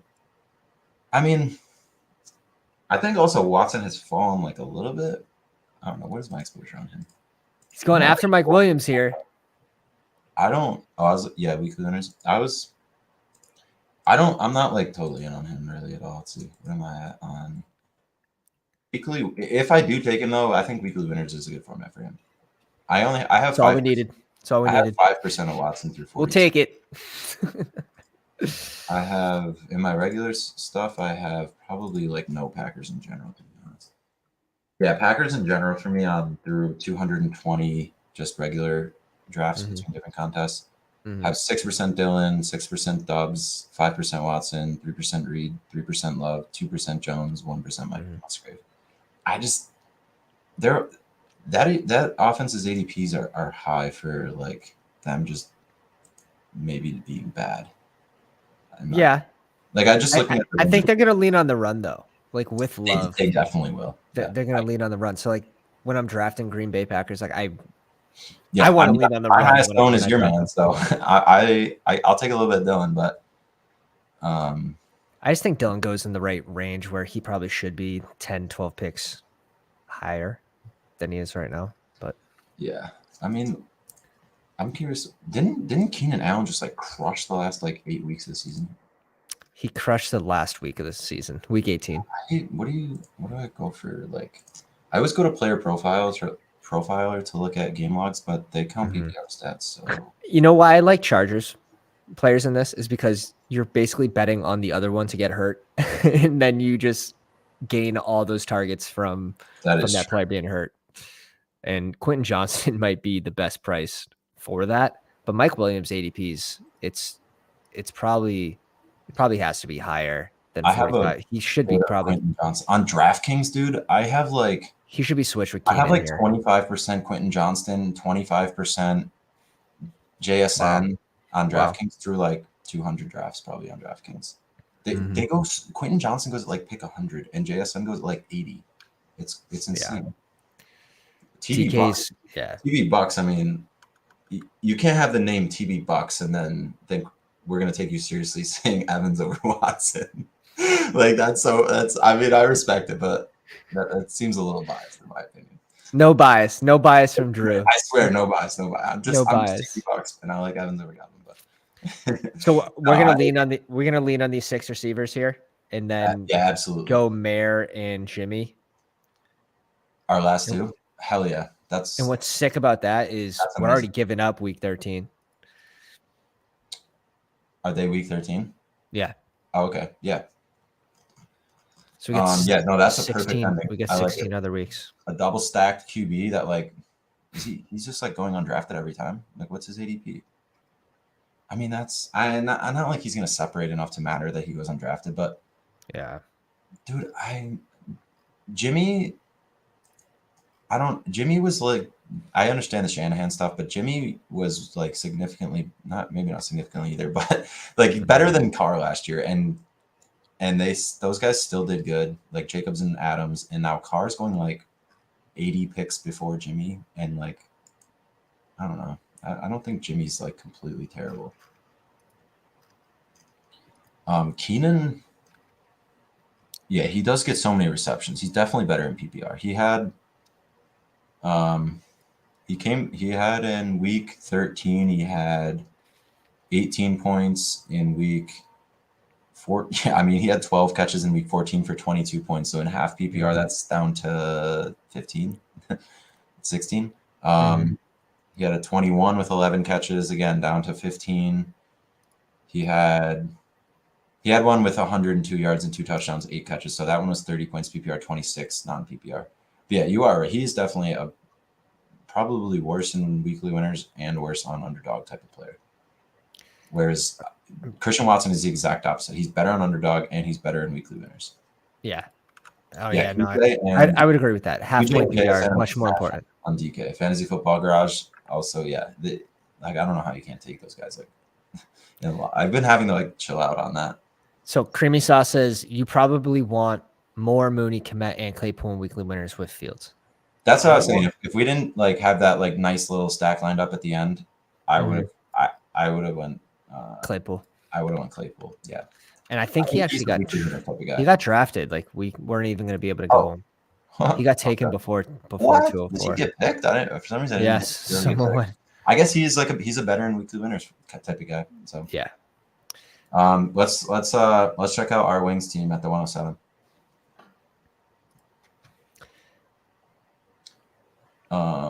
I feel like if you just, I think after when the draft. Yeah, it'll have to be after when the draft because then it'll change. Yeah, it's kind of like I It's don't so like much reading it easier when to it's see. not in the format of like QB, RB, wide receiver, tight end. It's like easier to see mistakes. It's easier the layout. But yeah, like this is one of those plays where he's not even being drafted in every single draft too, which makes it a little more interesting.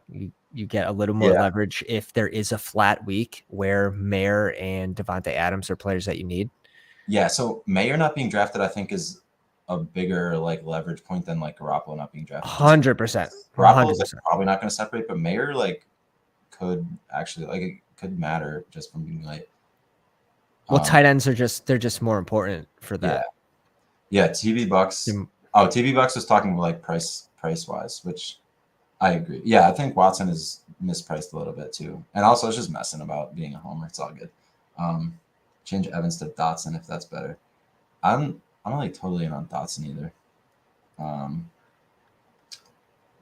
Yeah, draft's over. We can go check it out. Yeah, I love how it just like freezes. If you go to the completed, I think you can see it better. If you just go to this draft and your completed drafts, and then you can switch to somebody else's team. Weeklies has it own. Yeah, it says its own thing. No, I'm not totally out on Dotson. I'm just not like I don't love him. He's just like I click him. I'm like probably around the field. We got a 4-6-4-4 build. Oh my god, I love it. I want to see it. I want to see it. Jared Goff, Kyler Murray, Jordan Love, and Howell. So roster allocation sort of makes sense here. It makes. I'm totally down with 4 QBs if you do that. Like, let's see who he's got. He's got a Monroe with Goff. Oh no, you gotta go tight ends next. You gotta go tight ends next. You got Goff with Amon-Ra and Porta. Who does he got with Kyler, with James Conner, and Trey McBride? I guarantee it's Trey McBride. All right. This dude honestly makes kind of sense. Makes sense. After I just love with Dylan might as well just and tack on all the Packers after I just roasted him. Jeez, he stacked the shit out of this team. I'm impressed. Howell with. Yeah, dude, I'm fine with it. I'm fine with Logan Thomas. Honestly, I'm fine with incredible. Incredible. However, I would not have gone Gainwell. I would have completely went another receiver there. Curtis Samuel. Yeah. If you got Curtis Samuel instead of Gainwell, I would have said that is an incredible. 100 times better. I was talking about it last night. Me and Dan Rax, we drafted a team kind of similar to this too. I think we went 3, but it was like something like this where it's like it's all about draft capital. Like I don't like the analysis where it's like you should build 2, 6, 8, 2 or whatever it ends up being. Because it's all about allocation. It's about draft capital. Yeah, it's like cool. Did you spend your last 6 picks on running backs or your first 6 picks? Because that's like not even close to the most important part. Yeah, I agree. So this makes sense. You just stacked up receivers and running backs and then just tacked on all this correlation at QB and tight end. Like this dude took what I've been saying for the last 2 days to like the most extreme, and I love it. So like the roster allocation, the typical 2, 6, 8, 2, like that is a higher advance rate because it's an easier team to build. 100%. It means nothing. It's an easier team to build. So like other teams like a 3, 6, 6, 3 are typically harder to build in BBMs because people don't know how to allocate their funds on picks. So I agree with you there. I agree with the Gainwell picks. Yeah, the Gainwell pick should have totally been a wide receiver. Other than that, I have a hard time thinking this team still has. I have a hard time thinking this team has any kind of shot though, on any week. Why? Because of the capital. Because you need all 3 of these guys to go off on 1 week. You do. Yeah. Whether you took 7 receivers or you took, but they don't need to just go off. They need to be basically optimal because you also don't have an elite QB. So you basically need a flat week at QB as well. You had Goff. You saw Goff spike last year. Kyler easily could spike. Howell. But you have one. You only have one pass catcher with Goff. That's fine. I don't know. I think this dude. I love this team. It's big brain. I love it. I'm gonna have things like this. I love it. No, I see. I did like I would have tacked on another receiver, but you were betting so much on your first 3 picks that, like I was saying before, if you just consider your first 2 picks as like locked into your lineup, actually he took Debo at 18. I don't like that, but I did not realize that. That is not what I would do. I would never have done that. I did not realize that. That is not good at all. The switch up. The switch, it was too quick. I wasn't ready for it.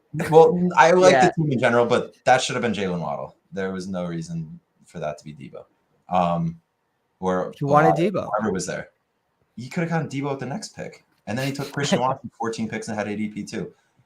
I loved the team until I realized they had massive ADP reaches, which I don't think you should be doing, especially early in this context. But in a way, you're going Debo or Waddle on a week-to-week basis. We're not doing, we're not worried about season long, and then you're getting 2 players relatively in the same range. So it should be unique.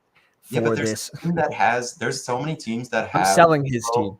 There's so many teams that have Debo and Watson at both an entire round later. So he's going to be competing against teams that basically have an entire extra second round pick on him. Right. And 6 more receivers. Not which one. I'm just kidding. I know that doesn't matter. I'm fine with I mean, I would have taken 5 instead of Gainwell, but I like this build. Like I'm fine with this build, but with my starting QB probably being somewhere in the Deshaun Watson range. Washington twice. They're not in the same division. I don't know. I respect it, and 100% ADP reaches, but I like the structure and the correlation. All right, let's cover another Pounders draft. Eric in the 2 spot. Yeah. Trevor Lawrence, Danny Dimes, Waller, Conklin, and Fant. Oh, he got sniped on Burrow. He took Higgins and Chase. At running back, Pollard, Penny. That's just kind of tough if that happens. Like it's kind of hard to have a really good team, but you can still get there. You have to, let's see if he pivoted. He got T-Law and a Kirk, I saw. Mm-hmm. I do like those very good RB room. I do really like that RB room. That's like a perfect RB room for me. One elite, and then you're just piling in that range where like no other positions are good. But what are you targeting with this RB room? Right. You're locked in Pollard, right?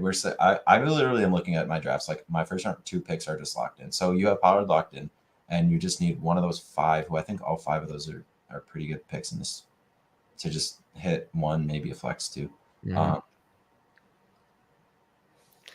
Who did you get with? Did he get any stacks? I like it. I want a second pass catcher with Trevor Lawrence, but Dimes. He got Slayton and Waller. I'm cool. Oh, he has Waller. Okay, I was gonna say. I'm cool with that. I still probably, honestly, I like it. The only thing I would have done differently is I would not have reached on Danny Dimes, even though you have Waller, because you already had a QB. That second QB matters a little less. It still matters, but it matters a little less. I probably would have pushed it, and try to scoop up something else at that range. But overall, that just comes down to risk management too, right? Like overall, you're just. I like it. And then one more pounder in the chat. King of Kings, also a YouTube membership spoon here. Jalen Hurts and CJ Stroud. RBs, Gibbs, Pacheco, P. Ryan, Jalen Warren, and Singletary. A little light at running back, I would say.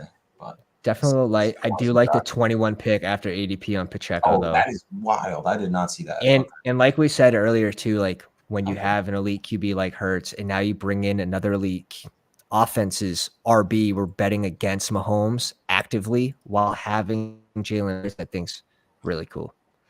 AJ Brown, Mike Williams, London, JSN, Quentin Johnson, Sky Moore, Rashid Shaheed, and John Mechie with Hill, Ferguson, and Musgrave. I got all the fellas on the 3-4 tight ends. Let's go. Love it.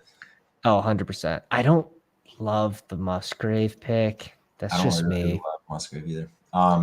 Wait, who did he get? Did he get any stacks with Stroud? Yeah, Mechie, right? Yes. Okay. Yeah. Mechie and Singletary. Oh, he had Singletary? Okay. I was going to say, if I had only Mechie, I'm probably not taking just going single QB. Yeah.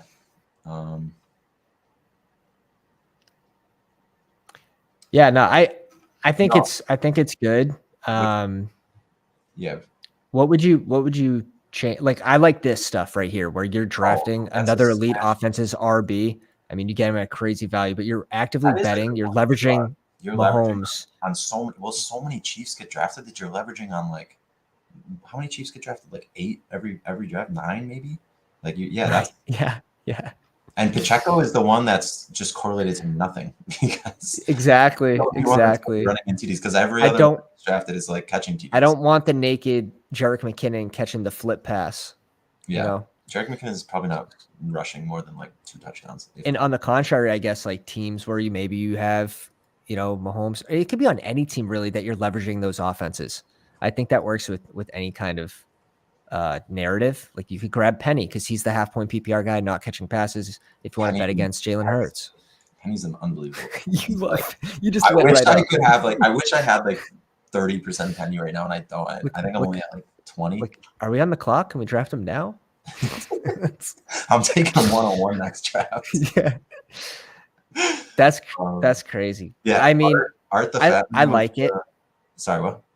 I like this team. I think he's targeting basically when you go like rookie. I see that you're targeting end of the season. Again, Gibbs. You have a rookie QB as well.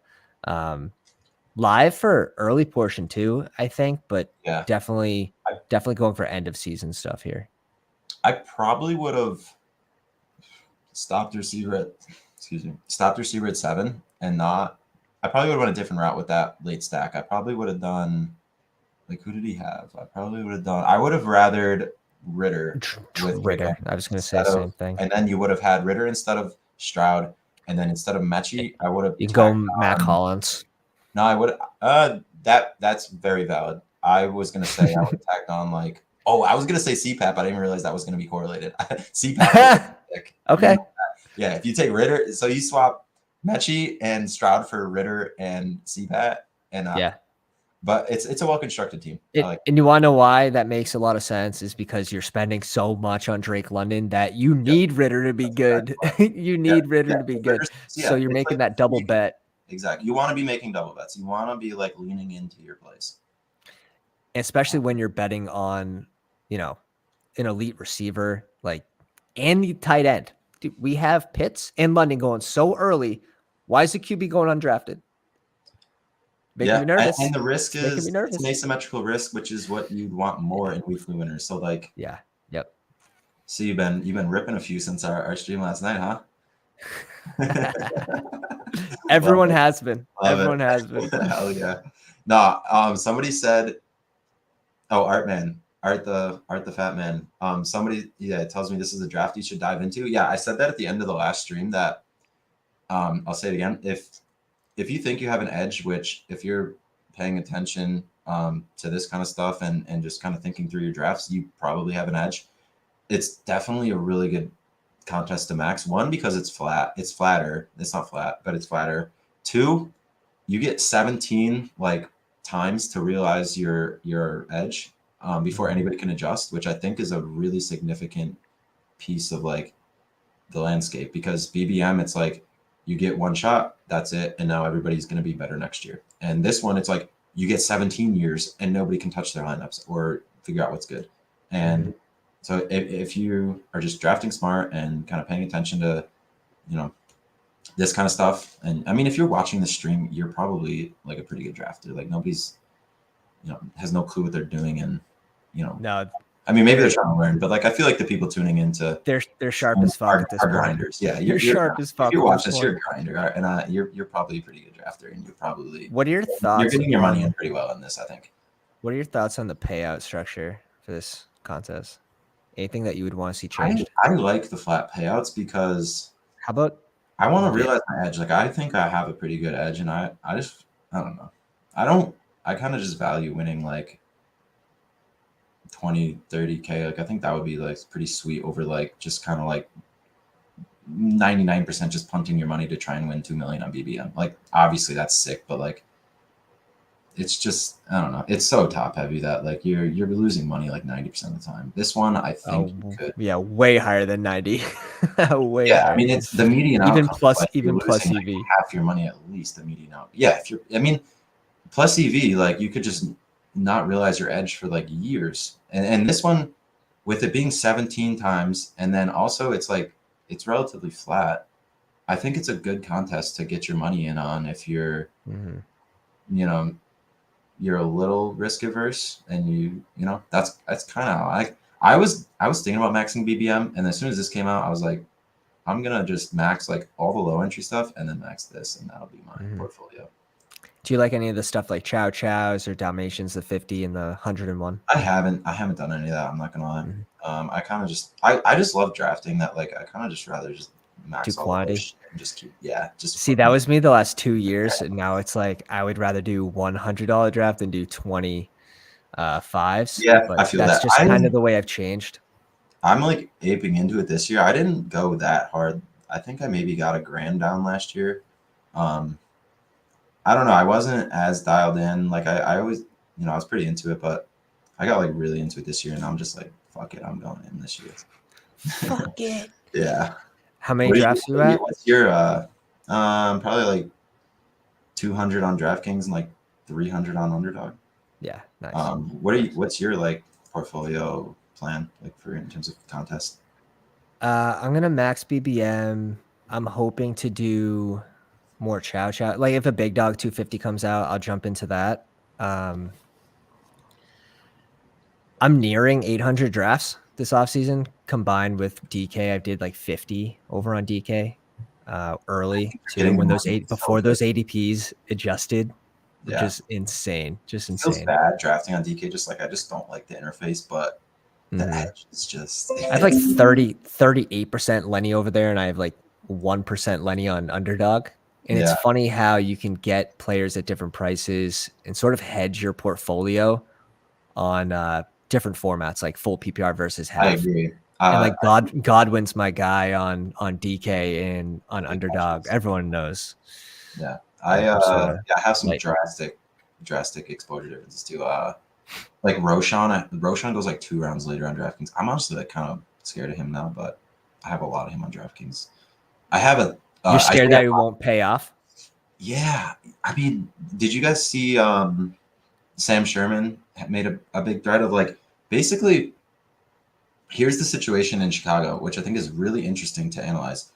They obviously have the 3 running backs that get drafted. They paid Travis Homer like a $2 million guaranteed contract to like basically play special teams, and Travis Homer was actually out snap. I think he had like they were actually playing him last year. Like you might not even like remember him, but they were playing him last year on 3rd downs and stuff. Yeah, $2 million to Homer in the chat. And then they also have a fullback that they gave Kari Blassingame or Blassingame. I don't even know how to say it, and no teams have 5 active running backs. Like you have to consider Blassingame a running back. He's a fullback. So like there's a very real chance that one of those 3 that are drafted are game day inactives. And it's probably Roshan to start the season. But Roshan plays special teams too. So they could just game day inactive Travis Homer, who they went out and spent $2 million on, which is like more than like Damian Harris and Rashad Penny got. Right. Which is absurd. But it's something to think about. I'm not saying like you shouldn't take any of them, but it's something to consider for sure. But yeah, then the counter argument is like, okay, if Roshan can't even crack the lineup over those guys, then like it didn't matter. It didn't matter because the idea is like Roshan is good, and if Roshan's good, therefore he cracks the lineup. So it's almost like it kind of doesn't matter because if Roshan's good, he's going to force his way on the field. I think he starts earning. Yeah, field. Like he starts earning snaps on the field just by his blocking capabilities, and that's going to get him on the field, in my opinion, sooner than other rookies and other. I get the 2-headed running back there with Herbert and Herbert the other one. Are both like good rushers. I like both pretty good players. But like the rookie always has to earn their spot too. So any report that comes out saying like a rookie's not getting the first snap of the year, I'm not surprised. I'm not knocking them down my rankings. But there's definitely players we're drafting right now that are going to get zeros.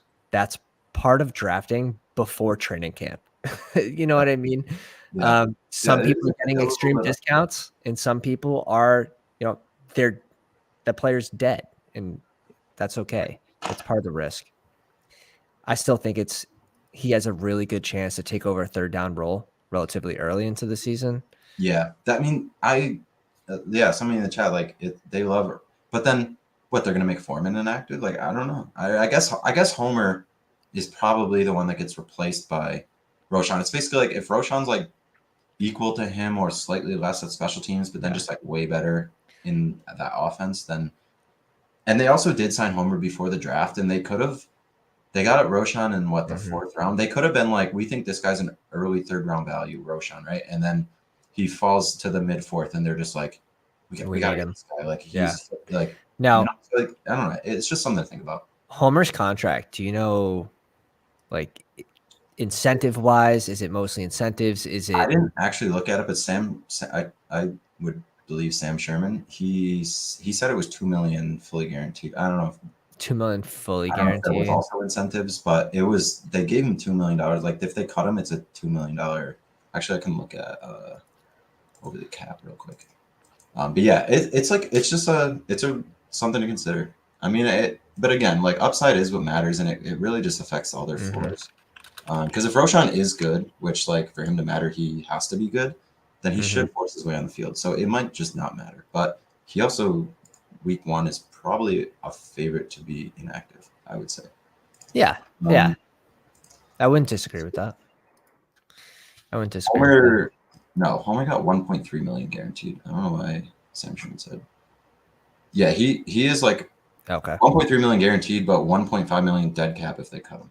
So like I mean, I guess that doesn't really matter, but I'm not. Yeah, they did. I think that's like more of a contract than Damien Harris and Rashad Penny got, though. Like no joke. Yeah, they were basically free add-ons.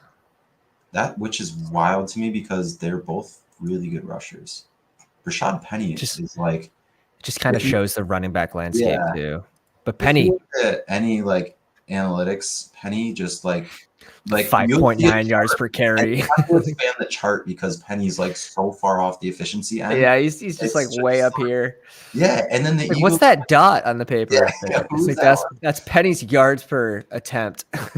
Yeah, great pick until he just gets hurt again. But yeah, I don't know his injury last year. Like, I don't buy the narrative on injury prone for like bone breaks and shit like that. I can buy like Tony with all these like soft tissue injuries. But Penny just like straight up got his ankle rolled on and broke his ankle last year. It's not like he like just kept pulling his hamstring or like had an ACL or an Achilles. Like I think he should be okay. So did this one amount to bad luck?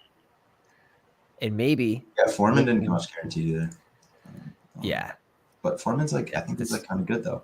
I know it's just he's head of technically. I mean, on ESPN, he's head of the depth chart on Chicago right now. The depth charts are unofficial though. That's actually crazy because I feel like Herbert's easily the number 1 on the depth chart. But yeah, no doubt. But I kind of view Herbert more as like a change of pace running back. Than like how big is he? Let me see. He's not enormous. He also has he's like the prototypical. He's definitely not. And he's also like not. I thought he was like 5'9" or 5'10". Yeah, he's a 6th round pick. He's 5'9", 210. So he's thick. He's thick boy. He's a little tank. 5'9", 210, bro. That's like Jesus. But yeah, not that athletic and 6th round pick. Like there's definitely red flags on Herbert for sure, but he's been really good with the sample size he's gotten.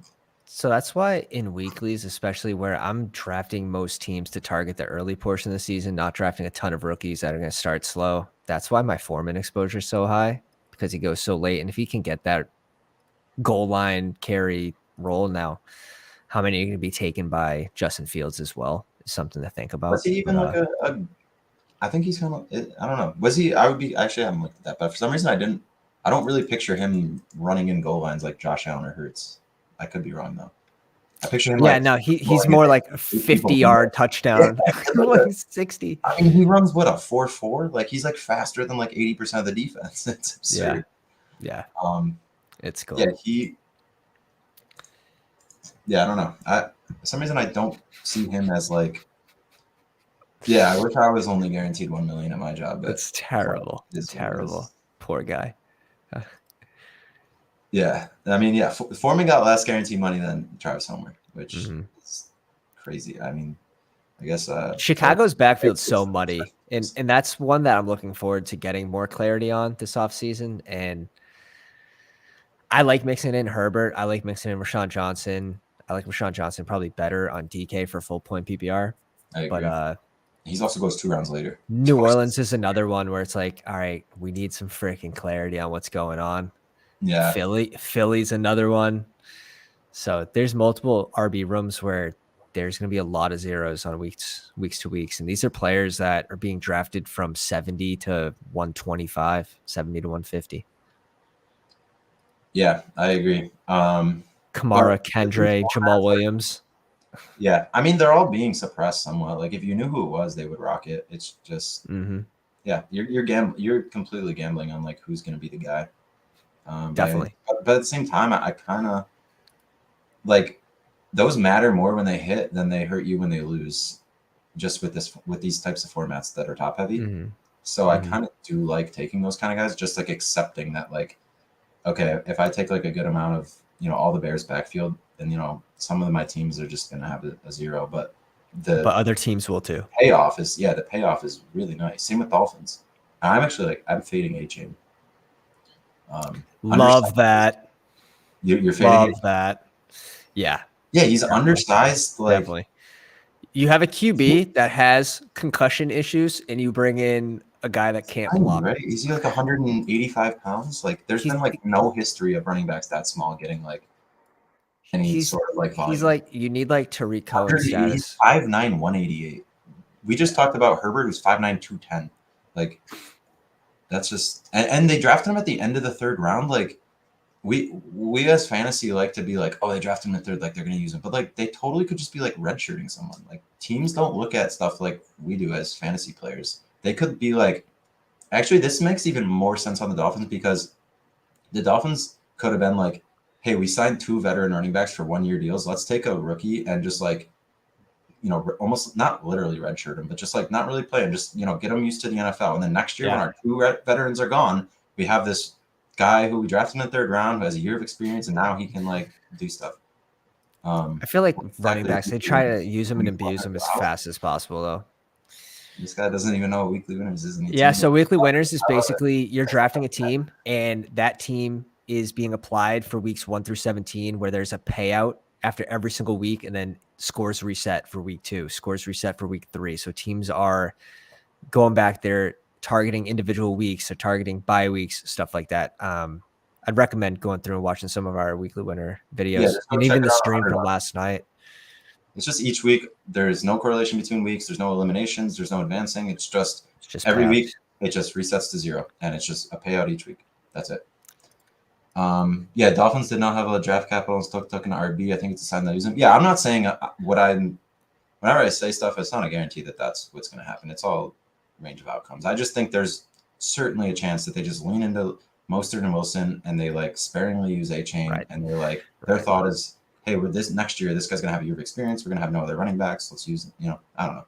I like to think of like what's best case scenario versus like worst case scenario. And for A-Chain, I see like best case scenario being like 3 spike weeks, and it's not based on. I don't think he's gonna have like goal line work, so they have to come out from far out, which is 0% chance of goal line work. Like he's 21 years old, 5'9", 180. He literally like die if he put it on the goal line.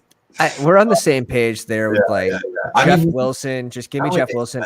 But like, give me like he was going in front of Rashad Penny at one point. He's going like by Damian Harris, like Herbert, like those guys. I would take like every time over H. I mean, A-Chain has fallen. Like he was going like 110 at one point. He's down to like 120 or so now. Yeah. But I'll select him here and there when it's correlated, but it's I'm gonna be under 3% on A-Chain. No, I gotta be around there. I'm like at like 20% Jeff Wilson. No, I'm not gonna lie, I'm a little. An interesting one, another RB backfield like Antonio Gibson, sort of getting the word that he's gonna have like the JD McKissick role for Washington, which in half point PPR is not great. Yeah, I mean that's what I saw that report, but like, was that not already assumed? 100%. That's I've been fading him since he really got close to Brian Robinson, and it's complete opposite from what I was drafting in the big board when he was going at 145. Drafted him all the way down, second highest owned RB, and then and when they started to get close, I'm like, okay, well, Brian Robinson's ADP didn't change. This is an easy leverage play to now just go Brian Robinson at this price. Yeah, I think I'm probably under on both, but I agree. I don't think Gibson. He hasn't shown like anything through. We just every year we're like, we just love like the fantasy community just likes Gibson. Right. He's like that project running back that just never really just the coaches don't like him. He's like Swift almost, where the coaches just don't. True. They don't think of him he fumbles the ball. Yeah. We got fumbled the ball twice in preseason last year. We got a Lockett or JSN question here. For this format, I'm Tyler Lockett team. I completely agree for this format. In general, though, I am overexposed on both by a significant margin, and I'm underexposed on DK by a significant margin. Perfect. Lockett literally outscored him last year for one. Two, DK's opportunity cost is like elite running backs. These guys' opportunity cost is not an elite running back. That completely matched the take on the draft guide, where it's like Tyler Lockett finished better than DK Metcalf last year with one less game. Yeah. And look at the price. DK goes in the middle of like all those end of the elite running backs. Like the end of those elite running backs just feels so crazy to me. I'm just smashing them. But now where we saw from the start of the BBF, like Best Ball Mania 4 tournament opening, where every receiver has risen in like around plus, DK rose 1.5 picks. And that shows that he was mispriced in the market, really adjusted. So I am more willing to click on DK now that we're getting him not at a better price, but technically, I mean, you kind of are based on where the other receivers are going. Yeah. I think this is like a funny take, but I think it's low key kind of true, is that DK is like this most like swagged out, ripped, like wears like a binky, like he just looks so cool. And Lockett looks so uncool. Like smallest dude after the catch. He has like no like cool gear wear. Like he just doesn't look cool or play cool. DK looks cool. He's shredded. He plays cool. Like he looks like a bodybuilder. Like, Curtis could not be different on those two. Like Lockett is so unsexy, and DK is just like your dream of like a big jacked like dude who's like, you know, it's like that's the best take. It's the best take. Like low-key affecting ADP. Is this affecting ADP, Dooley? I need to know. Scored him last year and played one less game. In the draft guide, you want the draft guide completely free in the Discord for YouTube members. I gotta check that out. Yeah, I put like 18 hours inside that. I've updated it. This is the third time I've updated it for Best Ball Mania. Hell yeah. Free for all YouTube subscribers. You got to tweak. Maybe not like overhaul, but like got to tweak a little bit. It takes a little bit. Yeah, we add a couple more words in there, you know. But yeah, appreciate you guys coming on. If you guys haven't already and you haven't followed him from yesterday's stream, go down the description, drop Dooley a follow on the Twitter machine. He's gonna be dropping his running back and receiver thread soon for using this data. Perfect. Oh, let's go. Yeah. Let's go. Hopefully we can get you back on for those two. We can find some time later when that works. So I'll name this draft as well. Oh yeah, 50% when you have a Monday night sweat. I cannot wait for. I swear to God, I cannot wait for these Monday night sweats. It's gonna be so fun.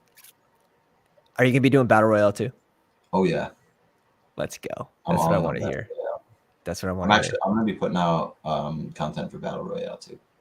Perfect. Love that. I will be consuming. Hell yeah. I'll be consuming.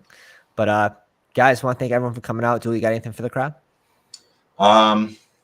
Same old. Follow me on Twitter. I'll be posting little nuggets. Sometimes I'll just randomly like look at my data and then just be like, oh, this is kind of interesting. I'll just tweet it out. So stuff like that. Also said last time too, but feel free to tweet me and like ask me questions, or if you think there's something interesting that I could look into.